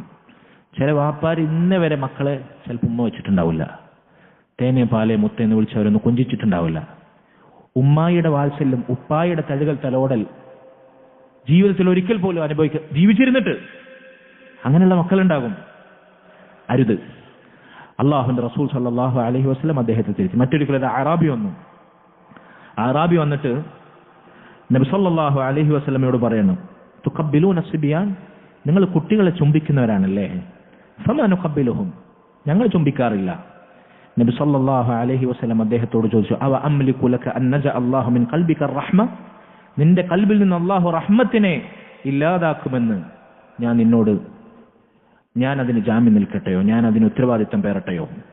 നിന്റെ കൽബിൽ നിന്ന് അല്ലാഹു റഹ്മത്തിനെ ഊരിയെടുക്കുമെന്നതിനെ ഞാൻ ഉടമപ്പെടുത്തട്ടെയോ? അള്ളാഹുവിന്റെ റഹ്മത്ത്, അള്ളാഹുവിൽ നിന്നുള്ള റഹ്മത്ത് നമ്മുടെ കൽബിൽ നമ്മുടെ മക്കളോട് വളരണമെങ്കിൽ ഈ രൂപത്തിൽ അവരോട് സൗമ്യമായും നീതി ഉൾക്കൊണ്ടും പെരുമാറണം എന്നതാണ്. ഇതാണ് വളരെ പ്രധാനപ്പെട്ട എത്രാമത്തെ കാര്യം? 7ാമത്തെ കാര്യം. ഇങ്ങനെ മക്കളോട് നീതിയിലും സൗമ്യതയിലും നമ്മെക്കാൾ അവർക്ക് പ്രാധാന്യം നൽകിയാൽ അത് നമ്മുടെ നരകമോചനത്തിനും സ്വർഗപ്രവേശത്തിനും കാരണമാവുന്നതാണ്. ഒരു സംഭവം കൂടി ഈ വിഷയത്തിൽ, ഹൃദയസ്പർക്കായ ഒരു സംഭവം കൂടി ഞാൻ കൽപ്പിക്കാം. ആയിഷ റളിയല്ലാഹു അൻഹയുടെ ഹദീസാണ്. ആയിഷ റളിയല്ലാഹു അൻഹ പറയണം, ഒരിക്കൽ എൻ്റെ അടുത്ത് ഒരു പാവപ്പെട്ട സ്ത്രീ അവരുടെ 2 മകളുമായി വന്നു, എന്തെങ്കിലും തിന്നാൻ കിട്ടുമെന്ന് അന്വേഷിച്ചു. അങ്ങനെ ഉമ്മയുണ്ട്, 2 പെൺമക്കളുണ്ട്. ഞാൻ അവർ 3 പേർക്കുമായി എൻ്റെ അടുത്ത് 3 കാരക്ക ഉണ്ടായിരുന്നു. ആ 3 കാരക്ക വീതിച്ചു നൽകി. 1 ഉമ്മാക്കും 2 ഓരോ മക്കൾക്കും. അങ്ങനെ അവർ അതിലെ 2 കാരക്കയും തൻ്റെ 2 പെൺമക്കൾക്കും നൽകി.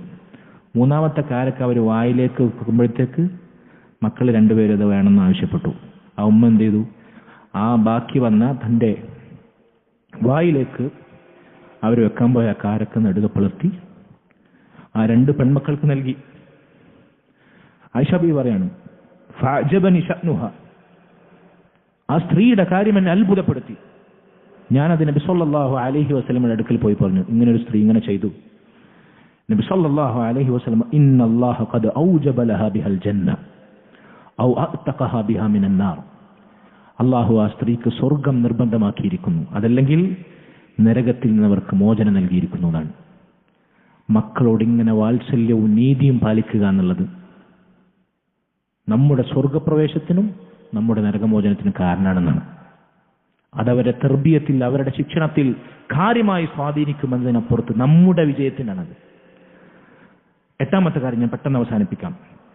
മക്കളെ ഉപദേശിക്കാൻ, ഗുണദോഷിക്കാൻ നമുക്ക് സാധിക്കണം. ആ വിഷയം നമ്മൾ നേരത്തെ പറഞ്ഞു. ഇസ്ലാമിന്റെ നന്മകൾ, സ്വഭാവ മൂല്യങ്ങൾ, ദീനിയായ കാര്യങ്ങൾ അവരെ വിളിച്ചുണർത്തി അടുത്തിരുത്തി ഉപദേശിക്കാൻ നമുക്ക് സാധിക്കണം. ദുനിയാവിന്റെ പല കാര്യങ്ങൾ നമ്മൾ മക്കളെ ഉപദേശിക്കും, പക്ഷെ ദീനിയായ ഉപദേശങ്ങൾ നമ്മൾ അവർക്ക് പകർന്നു നൽകാറില്ല. ദീനിയായ ഉപദേശങ്ങളാണ് ഏതിനേക്കാളും നമ്മൾ ആദ്യം അവർക്ക് നൽകേണ്ടത്. തൗഹീദ് പഠിപ്പിക്കണം. മാതാപിതാക്കൾക്ക് നന്മ ചെയ്യുക എന്ന സൃഷ്ടികളിൽ ഏറ്റവും കടപ്പെട്ട നന്മ അവർക്ക് പഠിപ്പിക്കണം. അതുപോലെ തന്നെ മറ്റു ജനങ്ങളോട് റസൂലുള്ളാഹി സ്വല്ലല്ലാഹു അലൈഹി വസല്ലം സ്വഹാബികൾ ഉപദേശിച്ചില്ലേ 3 ഹക്കിനെ പറ്റി? 1, അള്ളാഹുവിനോടുള്ള ഹക്ക്, നിങ്ങൾ അള്ളാഹുവിനെ തഖ്വ ചെയ്യണം ഏതവസ്ഥയിലാണ്. 2, സ്വന്തത്തോടുള്ള ഹക്ക്, തിന്മ സംഭവിച്ചാൽ തൗബ ചെയ്ത് നന്മയിലേക്ക് മടങ്ങണം. 3, മനുഷ്യന്മാരോടുള്ള ഹക്ക്, ഖാലിഖിൻ നാസ ബിഖുലുഖിൻ ഹസൻ, ഏതു മനുഷ്യനോടും ഭംഗിയായി പെരുമാറണം. ഇത് നമ്മളെ ഇക്കാലഘട്ടത്തിലെ മക്കൾക്ക് തീരെ ഇല്ലാത്തൊരു സംഗതിയാണ്. എങ്ങനെ സംസാരിക്കണം, എങ്ങനെ വർത്താനം പറയണം, എങ്ങനെ നടക്കണം, എങ്ങനെ ഇരിക്കണം, എങ്ങനെ മസ്ജിദിൽ ഇടപെടണം, മുതിർന്നവർക്ക് മുമ്പിൽ എങ്ങനെയാകണം, ഇക്കാലഘട്ടത്തിലെ മക്കൾക്ക് തീരെ അറിയാത്തൊരു സംഗതിയാണ്. മഹാനായ ലുഖ്മാൻ അൽ ഹക്കീം റഹിമഹുല്ലാ, അദ്ദേഹം ഈ രംഗത്ത് ഉപദേശിക്കുന്ന ഉപദേശങ്ങൾ നേരത്തെ നമ്മൾ പറഞ്ഞ സൂറത്തുൽ ലുഖ്മാനിന്റെ ബാക്കി ആയത്തുകൾ നമുക്ക് വായിക്കാം. ലുഖ്മാൻ അലൈഹിസ്സലാം, ലുഖ്മാൻ അൽ ഹക്കീം റഹിമഹുല്ലാ, അദ്ദേഹം മക്കളെ ഉപദേശിക്കുന്ന, മകനെ ഉപദേശിക്കുന്ന ഉപദേശത്തിൽ കാണാം, മോനെ, നീ നിസ്കാരം നിലനിർത്തണം, നീ നന്മ കൽപ്പിക്കണം, നീ തിന്മ വിലക്കണം, നിനക്ക് ബാധിക്കുന്ന മുസീബത്തുകൾ നീ ക്ഷമിക്കണം. എന്നിട്ട് പറയണം, വലാ തുസഇർ ഖദ്ദക ലിന്നാസ്, ജനങ്ങളോട് അഹങ്കാരത്തോടെ നീരസത്തോടെ മുഖം തിരിച്ച് കളയുന്നവനാകരുത് നീ. ഭൂമിയിൽ നീ വിനയത്തോടെ നടക്കണം, അഹങ്കാരത്തോടെ നടക്കരുത്. ഇന്ന് നമ്മുടെ മക്കൾക്ക് തീരെ ഇല്ലാത്ത ഗുണമാണത്. ഇന്നത്തെ മക്കള്, ചെറുപ്പക്കാര്, കൗമാരക്കാര്, അവര് ഈ പറഞ്ഞ ട്രെൻഡും ഫാഷനൊക്കെ ഒപ്പിച്ച് നടക്കുന്ന ഡ്രസ്സൊക്കെ ഇട്ടിട്ട് നടക്കുന്ന കോലെന്താണ്? അഹങ്കാരികളായി ഒച്ചയിട്ട്. എന്നിട്ട് പിന്നെ പറയണം അടുത്തായത്, വഖ്സിദ് ഫീ മശീദ്, നിന്റെ നടത്തത്തിൽ നീ വിനയവും മിതത്വവും കാണിക്കണം. വഖ്ദും മിൻ സൗതിക്, നിന്റെ ശബ്ദം നീ താഴ്ത്തണം. റോട്ടിലാണെങ്കിലും വീട്ടിലാണെങ്കിലും ബസ്സിലാണെങ്കിലും പബ്ലിക് യാത്രാമാധ്യമങ്ങളിലാണെങ്കിലും ട്രെയിനിലാണെങ്കിലും ഇന്നത്തെ നമ്മുടെ മക്കളുടെ അവസ്ഥ എന്താണ്? സകല വൃത്തികേടും ഉച്ചത്തിൽ വിളിച്ചു പറയാൻ ഒരു മടിയുമില്ലാത്ത അവസ്ഥയിലേക്ക് നമ്മുടെ മക്കൾ മാറി. സംസാരം, ശബ്ദം, നടത്തം, ഇരുത്തം, ഇതൊക്കെ ശ്രദ്ധിക്കാൻ വേണ്ടി നമ്മളെ മക്കളെ നമുക്ക് ഉപദേശിക്കാൻ സാധിക്കണം. സഹോദരങ്ങളെ, ഇങ്ങനെ മക്കൾക്ക് ഉപദേശം നൽകാൻ നമുക്ക് സാധിക്കണം. 9ാമത്തെ കാര്യം അവസാനിപ്പിക്കണം. 9ആയി, 10 കൂടിയുള്ളൂ. ഞാൻ ഒരു സമ്മതം വാങ്ങിയിട്ട് തുടർന്ന്. 9ാമത്തെ കാര്യം, മക്കളുടെ കൂട്ടുകെട്ട് ശ്രദ്ധിക്കണം. മക്കൾ ആരോടൊപ്പം കളിക്കുന്നു, ആരോടൊപ്പം ഇരിക്കുന്നു, ആരോടൊപ്പം സഹവസിക്കുന്നു, ആരാണ് അവിടെ ചങ്ങാതിമാർ, ആരാണ് അവരുടെ കൂട്ടുകാർ, പരിശോധിക്കണം നമ്മൾ, അറിയണം നമ്മൾ. സ്വാലിഹായ കൂട്ടുകാരാണോ എങ്കിൽ അവരുടെ ദീനിലായിരിക്കും മക്കൾ. റസൂലുള്ളാഹി സ്വല്ലല്ലാഹു അലൈഹി വസല്ലം പറഞ്ഞു, ഒരു മനുഷ്യൻ അവന്റെ കൂട്ടുകാരന്റെ ദീനിലായിരിക്കും. അതുകൊണ്ട് അവൻ കൂട്ടുകൂടുന്നത് ആരാണോ അവരെ നോക്കട്ടെ, അവരെ ശ്രദ്ധിക്കട്ടെ. നമ്മുടെ മക്കളുടെ കൂട്ടുകാർ നിസ്കരിക്കാത്തവരാണോ, സിനിമക്ക് അഡിക്റ്റ് ആണോ, ഗെയിമിന് അഡിക്റ്റ് ആണോ, സ്മാർട്ട് ഫോണിന് അഡിക്റ്റ് ആണോ, അതല്ല ഏതെങ്കിലും വൈകൃതങ്ങൾക്ക് അഡിക്റ്റ് ആണോ, നമ്മുടെ മക്കൾ അതുപോലെയാകും. ദീനുമായി യാതൊരു ബന്ധമില്ലാത്ത കാനേശുമാരി മുസ്ലിമാണോ, നമ്മുടെ വീട്ടിലെ ചെറുപ്പക്കാർ നിസ്കാരവും നോമ്പും ദീനൊന്നുമില്ലാത്ത സഖാവിന്റെ കൂട്ടുകാരനാണോ, അങ്ങനെയാവും. നിരീശ്വരവാദിയാണോ, അങ്ങനെയാവും. ചുരുക്കി പറഞ്ഞാൽ കൂട്ടുകാരുടെ ദീനേതാണോ അതാണ് മക്കളുടെ ദീനാവുക. അതുകൊണ്ട് മക്കളുടെ കൂട്ടുകെട്ട് ശ്രദ്ധിക്കുക. അവസാനത്തെ കാര്യം, ഈ പറഞ്ഞ എല്ലാ കാര്യങ്ങളും ഫലപ്രദമായി നടപ്പിലാക്കണമെങ്കിൽ മക്കൾക്ക് നമ്മളാകണം മാതൃക. അൽ ഖുദ്വത്തുൽ ഹസന, നമ്മളായിരിക്കണം മക്കളുടെ മുന്നിൽ എല്ലാ രംഗത്തും നിന്ന് അവരെ നയിക്കേണ്ടത്. മക്കളെ ഉപദേശിക്കാനും തിരുത്താനും ഗുണദോഷിക്കാനൊക്കെ എളുപ്പമാണ്. പക്ഷെ അതിനേക്കാൾ അവരെ സ്വാധീനം ചെലുത്താൻ ഉപദേശിക്കുന്ന നന്മയിൽ നമ്മൾ ആദ്യം ഉണ്ടാവും. നിസ്കരിക്കാൻ പള്ളി പോടാ എന്ന് പറഞ്ഞാൽ, മസ്ജിദിൽ പോടാ എന്ന് പറഞ്ഞാൽ മസ്ജിദിൽ ആദ്യം നമ്മൾ ഉണ്ടാവണം. നിര്യാണിക്ക് മുകളിൽ വസ്ത്രം ധരിക്കണം എന്ന് പറഞ്ഞാൽ നമ്മളായിരിക്കണം ആ വസ്ത്രം ധരിക്കുന്നവരിൽ മുൻപന്തിയിൽ ഉണ്ടാകേണ്ടത്. മക്കൾക്ക് ഇവിടെ ആൺകുട്ടികൾക്ക് വസ്ത്രധാരണം നിര്യാണിക്ക് മുകളിലുള്ള വസ്ത്രമാണ്, നിര്യാണിക്ക് താഴെയുള്ള വസ്ത്രം നരകത്തിലാണെന്ന് കേട്ട് അത് ചർവിത കർവണം നടത്തിപ്പോയാൽ പോരാ. മറിച്ച് മക്കളത് നടപ്പിലാക്കണമെങ്കിൽ, ഞാൻ നേരത്തെ പറഞ്ഞു, കുട്ടികളുടെ ഇവിടെ യൂണിഫോം ചെറിയ കുട്ടികൾക്ക് പർദ്ദയാണ്, പെൺകുട്ടികൾക്ക് പോലും 9 വയസ്സ് മുതൽ നിഖാബാണ്. ഇതുവരെ യൂണിഫോം അല്ല, ഇത് ഇസ്ലാമിന്റെ വസ്ത്രധാരണമാണ്. ഇത് വെറുതെ യൂണിഫോമിറ്റിക്ക് വേണ്ടി ഇവിടെ ആക്കിയതല്ല. കല്യാണം പുരയിലും വീട് കൂടുന്നിടത്ത് ഏത് ഫംഗ്ഷനിൽ പോയാലും നാട്ടിലിറങ്ങിയാലും റോട്ടിലിറങ്ങിയാലും മക്കളുടെ വേഷം ഇത് തന്നെ ആയിരിക്കണം മരണം വരെ. ആൺകുട്ടികൾക്ക് നെരിയാണിക്ക് മേലുള്ള വസ്ത്രം അത് ഇവിടുത്തെ യൂണിഫോം അല്ല, അത് മുസ്ലിമിന്റെ വസ്ത്രമാണ്. വാപ്പയാണെങ്കിലും സഹോദരനാണെങ്കിലും അമ്മോനാണെങ്കിലും ആരാണെങ്കിലും ശരി, നെരിയാണിക്ക് മുകളിൽ ഇന്ന് പോയി വസ്ത്രം മുറിക്കുക, എന്നിട്ട് മക്കൾക്ക് നെരിയാണിക്ക് മുകളിലെ വസ്ത്രം കൊടുക്കുക. നമ്മൾ ചുരുക്കി പറഞ്ഞാൽ ഏത് നന്മയിലും നമ്മളായിരിക്കണം മക്കളുടെ മാതൃക. ഇല്ലെങ്കിൽ മക്കൾക്ക് ഇതൊരു നാടകമായി, കപട നാടകമായി തോന്നും. തിയറി ഒന്ന് വേറെ, പ്രാക്ടിക്കൽ ഒന്ന്, അത് സ്കൂളിൽ ഇത് ദീനാണ്, ഇത് നമ്മുടെ ജീവനാണ്, ജീവിതമാണ്. ഇതിലാണ് നമ്മൾ മരിക്കേണ്ടത്. അതുകൊണ്ട് ദീനിൽ ഏത് നന്മ കൽപ്പിക്കുമ്പോഴും ഏത് തിന്മ വിലക്കുമ്പോഴും ഇവിടുന്ന് എന്തു പഠിപ്പിച്ചു കൊടുത്താലും അതിന് മുമ്പിൽ നമ്മൾ ഉണ്ടാകണം, പിന്നിലാകരുത്, മറിച്ച് അതിനെ വിലക്കുന്നവരാകരുത്. ഇതാണ് അവസാനമായി പറയാൻ. അല്ലാഹു സുബ്ഹാനഹു വ തആല നമ്മുടെ മക്കളെ നമ്മൾ ഉപകാരപ്പെടുന്ന രൂപത്തിൽ വളർത്താനും ദുനിയാവിലും ആഖിറത്തിലും നമുക്ക് ഉപകാരപ്പെടുന്ന മക്കളായി മാറ്റാനും അല്ലാഹു നമുക്കുള്ള തൗഫീഖ് നൽകുമാറാകട്ടെ. റബ്ബനാ ആതിനാ ഫിദ്ദുനിയ ഹസന വഫിൽ ആഖിറതി ഹസന വഖിനാ അദാബന്നാർ. റബ്ബനാ ഹബ് ലനാ മിൻ അസ്വാജിനാ വദുർരിയ്യാതിനാ ഖുർറത അയ്യുൻ വജഅൽനാ മുത്തഖീന ഇമാമാ. اللهم ارحم والدينا كما ربونا صغارا. اللهم ارحم والدينا كما ربونا صغارا. اللهم ارحم والدينا كما ربونا صغارا. وصلى الله وسلم وبارك على نبينا محمد وعلى آله وصحبه أجمعين. കുറച്ച് സമയം ഞാൻ കൂടുതലെടുത്തു, ക്ഷമിക്കണം. നിങ്ങളെ സമ്മതം വാങ്ങിയിരുന്നു. നമ്മൾ അതോറിറ്റിക്ക് പ്രയാസം ഉണ്ടെങ്കിൽ ക്ഷമിക്കണം.